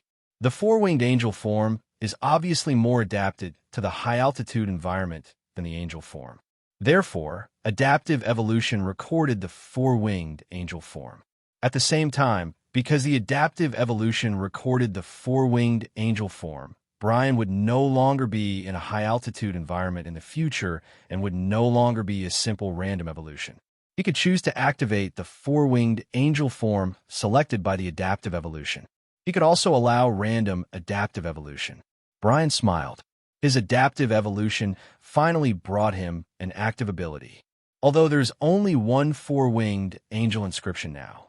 But Brian believes that in time, his body will be able to adapt to various evolutionary inscriptions, so that the adaptive evolution ability can be transformed into an active ability. Allow Brian to change into the form he wants at will. Brian, what kind of ability do you have? At this moment, He Huang Xiao looked at Brian opposite with curiosity and asked, My ability is survival of the fittest. I can adapt to any extreme environment and evolve my body, Brian said without hiding anything. He Huang Xiao was stunned. He originally just asked casually. He never thought that Brian would answer him. So after hearing Brian talk about his ability, He Huang Xiao was a little stunned. Survival of the fittest, able to adapt to extreme environments and evolve? Brian, your ability is simply unparalleled. Black Emperor Xiao looked at Brian with surprise. Just like Professor X. After hearing about the survival of the fittest, Black Emperor Xiao had already realized the potential of this ability. Brian, come to me. Join the Hellfire Club. I can help you develop your ability. I can even make you a god. Black Emperor Xiao looked at Brian with fiery eyes and invited Brian again. Can I become a god? Brian seemed to be a little tempted. Yes, Brian, my brother. The ability you have can make you a godlike existence. You can become the Messiah of Mutant. Savior. Even, I can make you the Black Emperor of Hellfire Club. Everything in Hellfire Club will serve you alone. Black Emperor Zhao's tone became a little trembling because of excitement. When he heard the conditions offered by Black Emperor Xiao, Brian called him a good guy. He was a little moved. But it's a pity. Brian's goal, in addition to using Professor X to find other mutants, is to obtain Black Emperor Zhao's mutant ability. Therefore, no matter how tempting Black Emperor Zhao's conditions are, Brian will not agree. Black Emperor Xiao, your conditions are really tempting. I want to agree. But you should never, ever kill my brothers and sisters, my beloved relatives and friends. I want to avenge Darwin. Brian looked at Black Emperor Xiao with hatred and said in a deep voice, Brian, I really don't know when I killed Darwin. Maybe you made a mistake. Until now, Black Emperor Xiao has not remembered when he killed a Nig mutant named Darwin. Don't eat the sour radish. I saw you kill my brother with my own eyes. I will never make a mistake. Brian clenched his fists and was furious. It seems that we can only be enemies. Looking at Brian's appearance, Black Emperor Zhao's face darkened. In that case, Brian, I can only let you die. He Huang Zhao's eyes became cold. He opened his right hand, and a ball of red energy appeared in his palm. Brian, I don't know if you can adapt to this. He Huang Xiao sneered, then threw the energy ball at Brian. This is the energy that He Huang Xiao just absorbed when Brian smashed the cruise ship with one punch. On the shore of the port, Brian and Black Emperor Xiao stood opposite each other. After Brian rejected Black Emperor Zhao's solicitation, Black Emperor Xiao threw an energy bomb directly and hit Brian's body. Boom! A deafening explosion sounded. Black Emperor Zhao's energy bomb was the shockwave and explosion energy absorbed by the cruise ship explosion just now. Although the energy bomb does not look big, only the size of a palm file, but it is very powerful. The ground under Brian's feet collapsed under huge amounts of shockwave, and Brian, who was at the center of the explosion, was swallowed by the flames produced by the explosion. Just as Black Emperor Xiao stared at the center of the explosion, ready to see if Brian could adapt to his energy bomb, a low and domineering voice sounded from the center of the explosion. Black Emperor Xiao, do you think you can kill me? Following the voice, Brian strode out of the flames. At this moment, Brian had already evolved into the Silver Surfer form. The whole body of silver-white metal reflects a bright metallic luster under the illumination of the flame. The scorching heat only makes Brian's metal skin slightly red. The explosion shockwave has no effect on Brian's body. It is only because of the kinetic energy impact that Brian's right foot takes a step back. Brian in the Silver Surfer state has skin strength comparable to titanium alloy, or even stronger. Not only can it withstand the impact of energy explosions, but it is also not afraid of high temperatures. Moreover, Brian the Silver Surfer form has the characteristics of lightness and high strength. This makes his weight only 1/10 of the normal state. It also makes his movements light and flexible. Whoosh! Brian exerted a little force on his feet and ran at a speed of 100 meters in 5 seconds. After arriving in front of Black Emperor Shao, he clenched his right fist and smashed it directly at Black Emperor Shao. Bang! Facing Brian's heavy punch, Black Emperor Shao did not dodge or avoid and let the fist fall on his face. Then the kinetic energy on the fist was all absorbed by Black Emperor Shao. Brian's punch did not cause any damage to Black Emperor Shao. "Brian, I am invincible," Black Emperor Shao said confidently. Then he raised his right hand directly, and like Brian, he clenched his fist and hit Brian.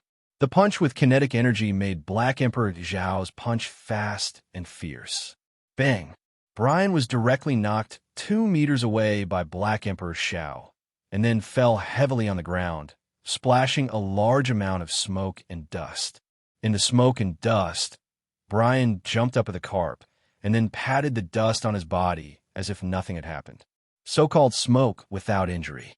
Brian the Silver Surfer state has a strong ability to resist blows.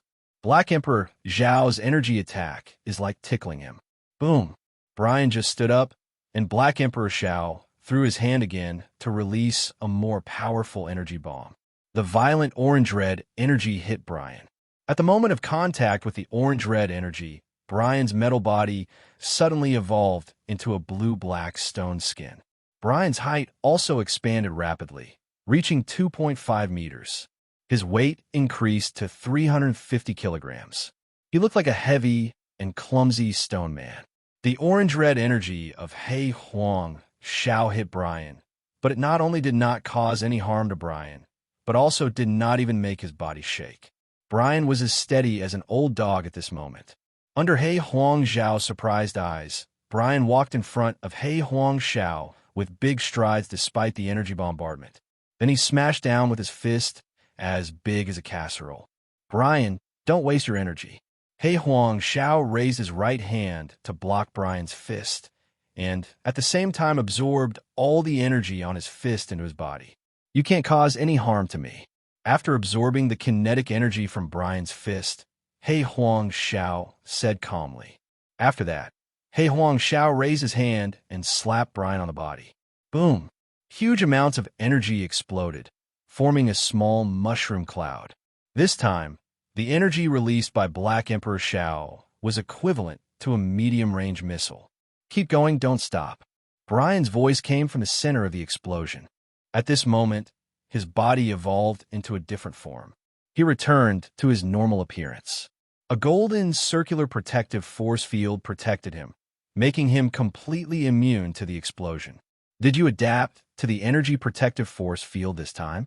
Black Emperor Shao frowned slightly, looking at the glittering energy protective force field on Brian's body. He suddenly felt powerless. No matter how he attacked, Brian could adapt to a new evolutionary form. The more dangerous, the stronger Brian. The previous 2 evolutions were just changes in body structure. In the 3rd evolution, Brian has evolved a new variant ability. It was hard for Black Emperor Shao to imagine what Brian would evolve into if he continued to attack. Maybe he would be completely adapted to his energy attack. Black Emperor Shao looked at Brian, feeling helpless. At the same time, his fear of Brian reached its peak. An enemy that can evolve infinitely and is almost unkillable. How can Black Emperor Shao not be afraid? "Stop, Brian. You can't kill me, and I can't kill you. Our fight is meaningless and just a waste of time." Black Emperor Shao looked at Brian and said helplessly. Brian shrugged indifferently. He didn't expect to defeat Black Emperor Shao. His fight with Black Emperor Shao was just to put some pressure on Black Emperor Shao. Now that the goal has been achieved, Brian definitely doesn't plan to waste time. In fact, it's not just Black Emperor Shao who feels helpless. Brian feels the same way. Black Emperor Zhao's energy-absorbing variant ability is really too buggy. Any attack will only make Black Emperor Shao more powerful. It's like a physical immunity and energy gain buff. Emma, let's go.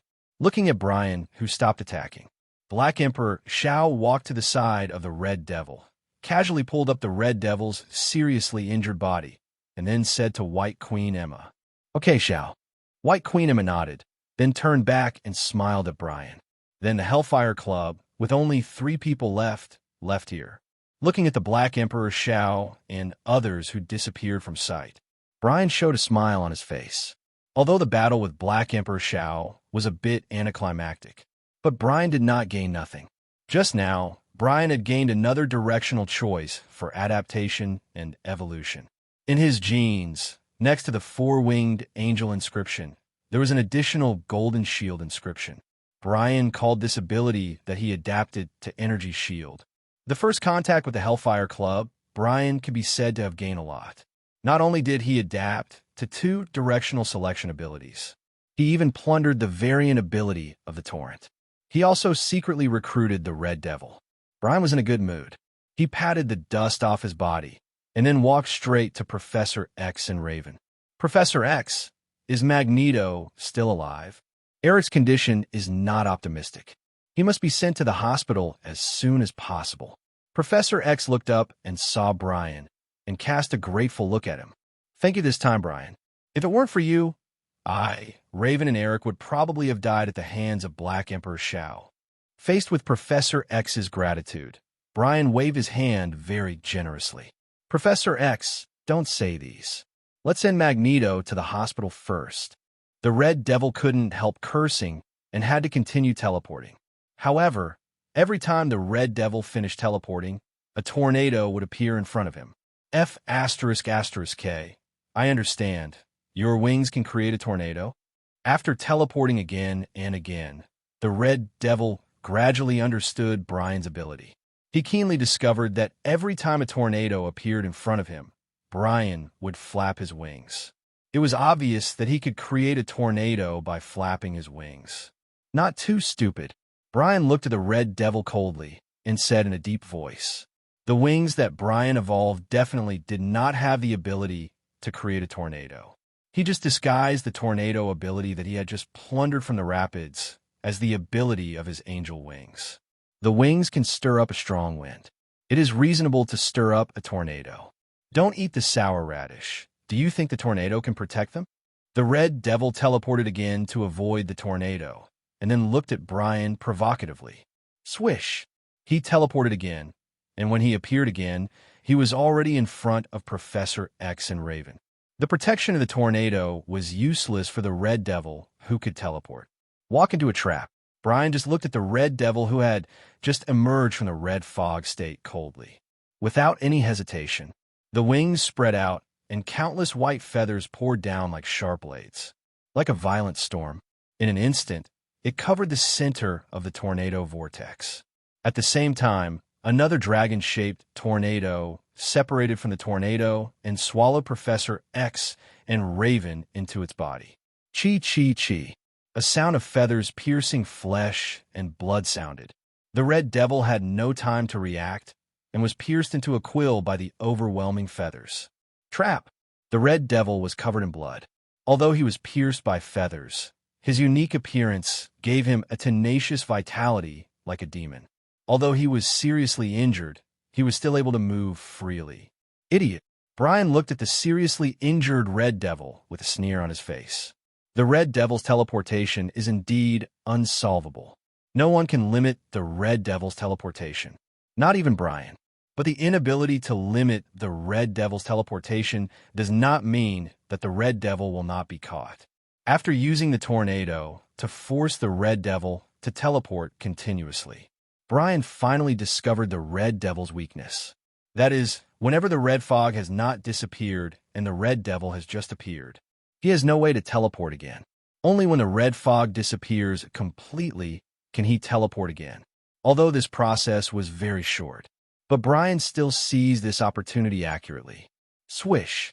The Red Devil's face looked a little hideous because of the pain, and he looked like a living demon. He stood up shakily, and then the red mist came out of his body again. Then the figure of the Red Devil appeared in front of Brian. The claws and sharp tail of both hands quickly stabbed Brian. However, facing the attack of the Red Devil, Brian just raised his right hand lightly and snapped his fingers, drilling the heart and cutting the bones. The feathers on the Red Devil's body suddenly seemed to be alive and drilled into the flesh and bones of the Red Devil. Then they were nailed to the bones of the Red Devil fiercely. A piercing pain made the Red Devil lose all his strength and howled wildly. Brian snapped his fingers again. The feathers that were originally like sharp blades became extremely soft. The pain of the Red Devil's piercing the heart and cutting the bones disappeared like a tide. What did you do to me? The Red Devil looked at Brian in horror.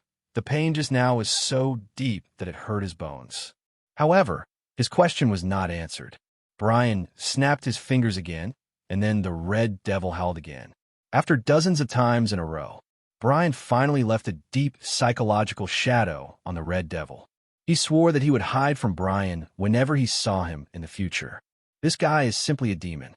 He has a spell from hell. After leaving a psychological shadow on the Red Devil, Brian grabbed the Red Devil, then took off at high speed and came to an altitude of 10,000 meters again. Red Devil, there is no future for you to follow Black Emperor Shao. So follow me in the future. Brian invited the Red Devil. Brian sat on the sofa in the intensive care unit. He looked at Professor X and Magneto, who were arguing with each other. The two had serious disagreements on the name of the mutant organization to be established. Magneto believed that mutants should be like brothers and sisters, a big family. So it should be called Mutant Brotherhood. Professor X believed that the organization he and others established should uphold justice, defeat the evil mutant Black Emperor Zhao's conspiracy, and save the world. So it should be called X-Men. Neither of them could convince the other. Then they looked at Brian, wanting Brian to decide what name to use. As for Raven, they both subconsciously ignored it. After all, Raven was only a level 3 mutant, and her mutant ability was not suitable for fighting. Although Brian was also a level 3 mutant, his mutant ability was simply a bug.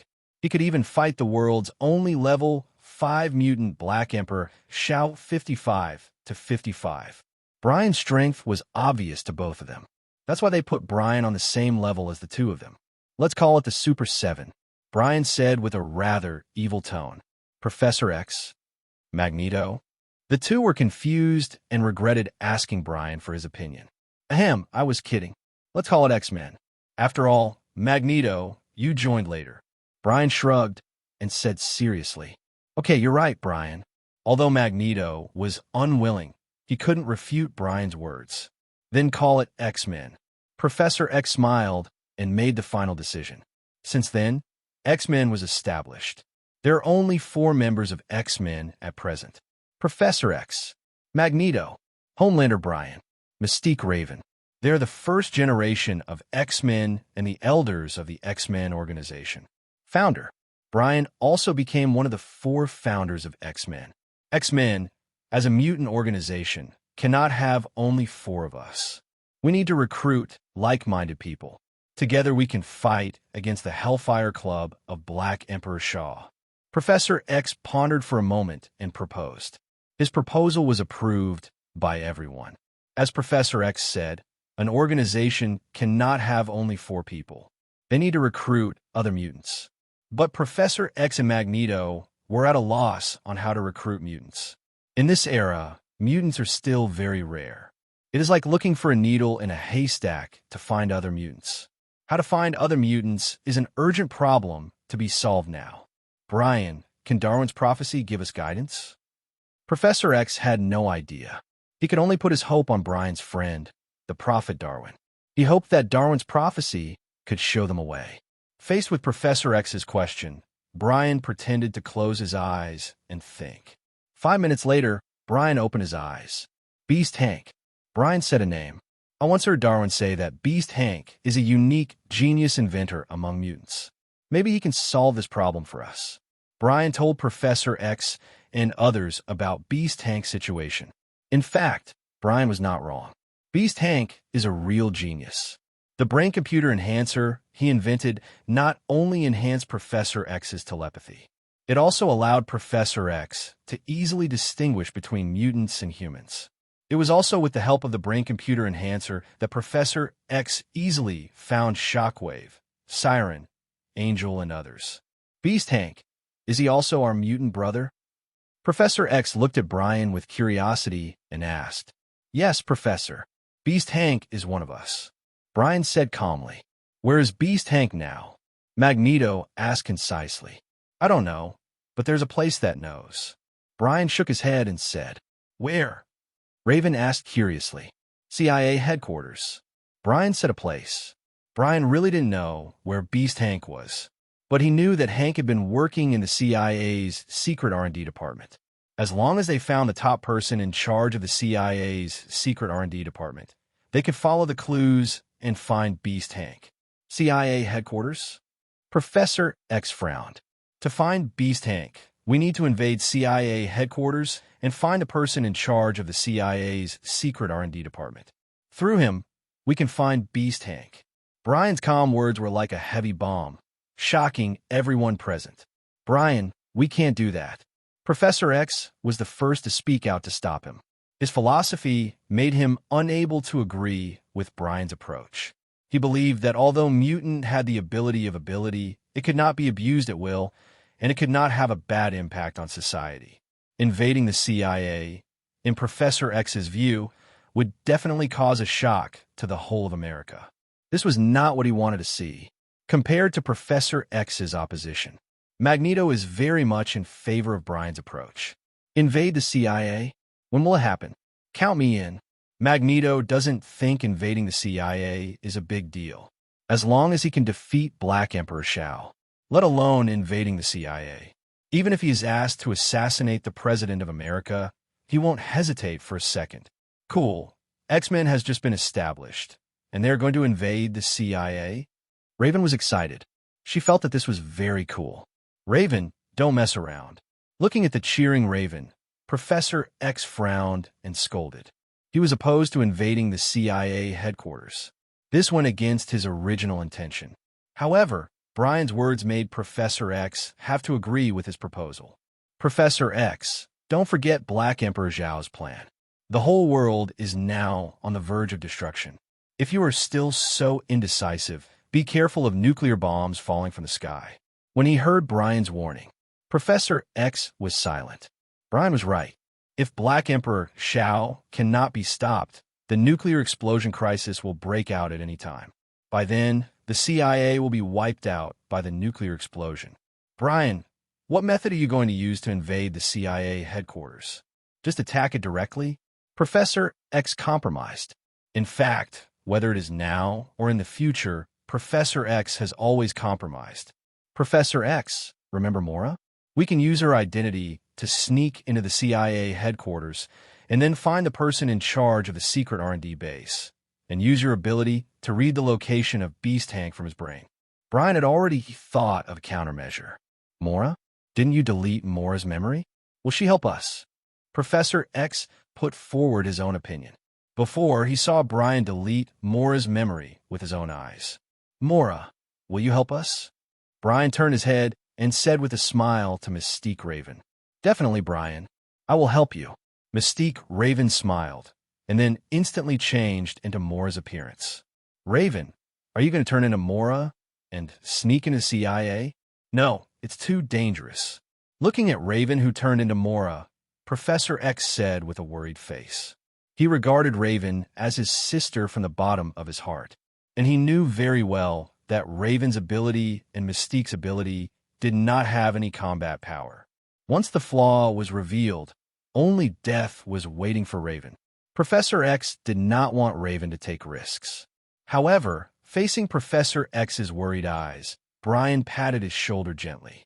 "Professor X, Raven has grown up. She no longer needs your protection. Besides, I will follow Raven into the CIA headquarters. With my ability, no one can kill Raven." Brian's seemingly comforting words made Professor X very heartbroken. He looked at Raven seriously, then looked at Brian and sighed helplessly. "When are you going to act?" "Tonight." "Virginia, Langley Night. All members of a newly formed X-Men appeared here. Yes, all members. After making a plan to invade the CIA headquarters, the seriously injured Magneto strongly requested to participate in this operation. According to Magneto, this is the first battle of the X-Men. As a member of the X-Men, Magneto does not want to miss this operation. That is why the seriously injured Magneto also appeared here. Brian turned his head and looked at Magneto. At this moment, Magneto was wrapped in bandages like a mummy. Under him, there was a wheelchair. The wheelchair floated in the air under the control of Magneto. It must be said that Magneto deserves the title of a scene man. Even though he is seriously injured now, he still has the demeanor of a scene man. Okay, Brian, it's up to you and Raven next. Magneto and I will meet you outside.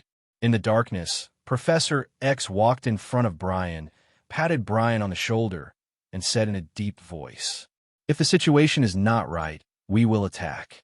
Sitting in a wheelchair, Magneto reminded. He was originally planning to enter the CIA headquarters with Brian and Raven, but he can only move one finger now. Going in would only hinder them. So, he could only settle for the second best and be responsible for the support outside. "Let's go, Raven." Brian nodded, then took Raven's hand, walked out of the darkness, and walked towards the CIA headquarters. As for why Professor X was not allowed to directly control the entire CIA, Brian said that Professor X had a serious mental cleanliness. He refused to attack ordinary people. Although Brian sneered at Professor X's mental cleanliness, he could do nothing about Professor X. "Brian, I'm a little nervous." The dim street was silent. Only the CIA headquarters in front was brightly lit. As he got closer to the CIA headquarters, Raven's heartbeat accelerated and she became uncontrollably nervous. "Relax, Raven. I'll take care of everything." Brian grabbed Raven's arm and said gently. Seeing Brian so close, Raven calmed down. She took a deep breath, and the blue scales on her body flowed like water. Then she turned into Mora. Brian was full of admiration at Raven's current appearance. Not only was it lifelike, even Mora's CIA uniform was perfectly transformed. "Let's go, Agent Mora." Brian nodded to Raven and said with a chuckle. The two of them walked to the gate of CIA headquarters. Two CIA agents immediately cast their eyes at the two of them. "Stop." A CIA agent came to Brian and the others, looked at Brian with a scrutinizing look, and then turned to look at Raven. "Please conduct routine verification." The CIA agent brought an iris machine and scanned Raven's eyes. Then there was a beep from the machine. All the information about Agent Mora appeared on the computer next to them. "Agent Mora, welcome back." The CIA agent's originally cold face suddenly showed a smile after seeing the information on the computer. Then he looked at Brian and asked, "What is this?" "Confidential," Raven said casually. Although she had only met Mora once, Raven had mastered Mora's posture and way of speaking perfectly. This is Raven's ability. After hearing Mora's words, the CIA agent immediately shut up and stopped asking. Agent Mora's agent level reached level 6. This is the administrative staff second only to the CIA senator. In short, Mora is the agent superior. Mora didn't need to explain anything to him at all. "Agent Mora, Agent Brian, please come in." The CIA agent opened the door, and Raven and Brian walked in. Agent Mora. Good evening, Agent Mora." After entering the CIA headquarters, all the administrative staff and agents on duty in the CIA greeted Raven. Obviously, Mora is very popular in the CIA. Raven nodded to these people calmly. Raven and Brian looked at the CIA as they walked. There's a guard every 3 steps and a sentry every 5 steps. Not only are there various identity verification mechanisms, but they will even be searched by CIA agents. Almost every few steps, they will be asked to verify their identity. However, what surprised Raven was that Mora's identity was really useful. With Mora's identity as agent, Raven and Brian had a smooth journey. However, when they were about to reach the CIA administrative building, they stopped. Brian looked at the administrative building in front. This is the core of the CIA. To enter here, not only fingerprint and iris verification are required. You also need a special ID card developed by the CIA. Fingerprint and iris verification can identify the identity of the agent. The ID card can open the door of the administrative building. Brian, what should we do? Looking at the administrative building in front, Raven showed a sad look on his face. As America's intelligence department, CIA headquarters is not so easy to break into. Brian didn't care much when he saw Raven with a sad face. It would be best if he could get in. It doesn't matter if he can't get in. At worst, he could break through violently. Mora, you just came out? Who is this? Just when Brian was about to break through violently, a CIA agent in a suit came over. He looked at Raven with a puzzled look and said familiarly, "I'm here to pick up Agent Brian." Raven didn't know what the relationship between this agent and Mora was, so she said in a slightly stiff tone, "Agent Brian?" The man in the suit frowned slightly. As the ace agent of the CIA, he didn't know when the CIA had an extra Agent Brian. "Hello, I'm a hidden agent. Don't know your name yet." Brian stretched out his right hand with a smile on his face and shook hands with the man. "Levi, you can call me Agent Levi." Agent Levi looked at Brian with sudden realization. No wonder he didn't know the other party. It turned out that Brian was a hidden agent. Looking at his tall and handsome appearance, he must have been sent to the Soviet Union by his superiors to perform a hidden mission. "Let's go. The high-level meeting is about to start." Agent Levi smiled politely at Brian, and then pulled Raven to the administrative building without saying anything. Agent Levi and Raven verified their palm prints, fingerprints, and irises respectively. As for Brian, he doesn't need it, because he is a hidden agent. After the identity verification, Agent Levi opened the door with his ID card and said to Raven, "Hurry up, Mora. Senator Skrilla is waiting for us." Led by Agent Levi, Brian and the others came to the high-level council room of the administrative building. A high-level CIA intelligence meeting was being held here. The world situation is grim recently. CIA executives constantly send agents to infiltrate the Soviet Union to gather intelligence in order to determine the Soviet Union's movements. And just now, Mora, who was sent to the Soviet Union, brought back an important piece of intelligence. It was also because of this intelligence that the CIA high-level officials held an emergency meeting. At this moment, in the conference room, a group of CIA high-level officials were on high alert. They looked solemn and repeatedly looked at the intelligence documents in their hands. Brian and Raven had just walked into the conference room when they were handed an intelligence document by the staff. Brian looked down. There was a big title on the document. "A mutant with special abilities is suspected to have been found in the Soviet Union." At the end of the document, it was written by Agent Mora McMaggot. Brian looked at the document and exclaimed, "Wow." He had clearly cleared Mora's memory and made her forget the existence of the mutant. As a result, she found the existence of the mutant in the Soviet Union again a few days later. Brian didn't know what to say. That woman Mora, does she have any special abilities? Brian muttered to himself, "Agent Mora, tell me about the mutant you found." While Brian was thinking, a CIA high-level official had come to Raven and asked with a serious face, Hello, everyone. As we wrap up this video, I want to share a quick note. I have a Patreon account. If you'd like to support me and enjoy on-demand audiobooks, you can become a Patreon member. Alternatively, you can check out my Google Drive link, which has 500-plus novel audiobooks available through my Ko-fi or Patreon shop. I appreciate your support.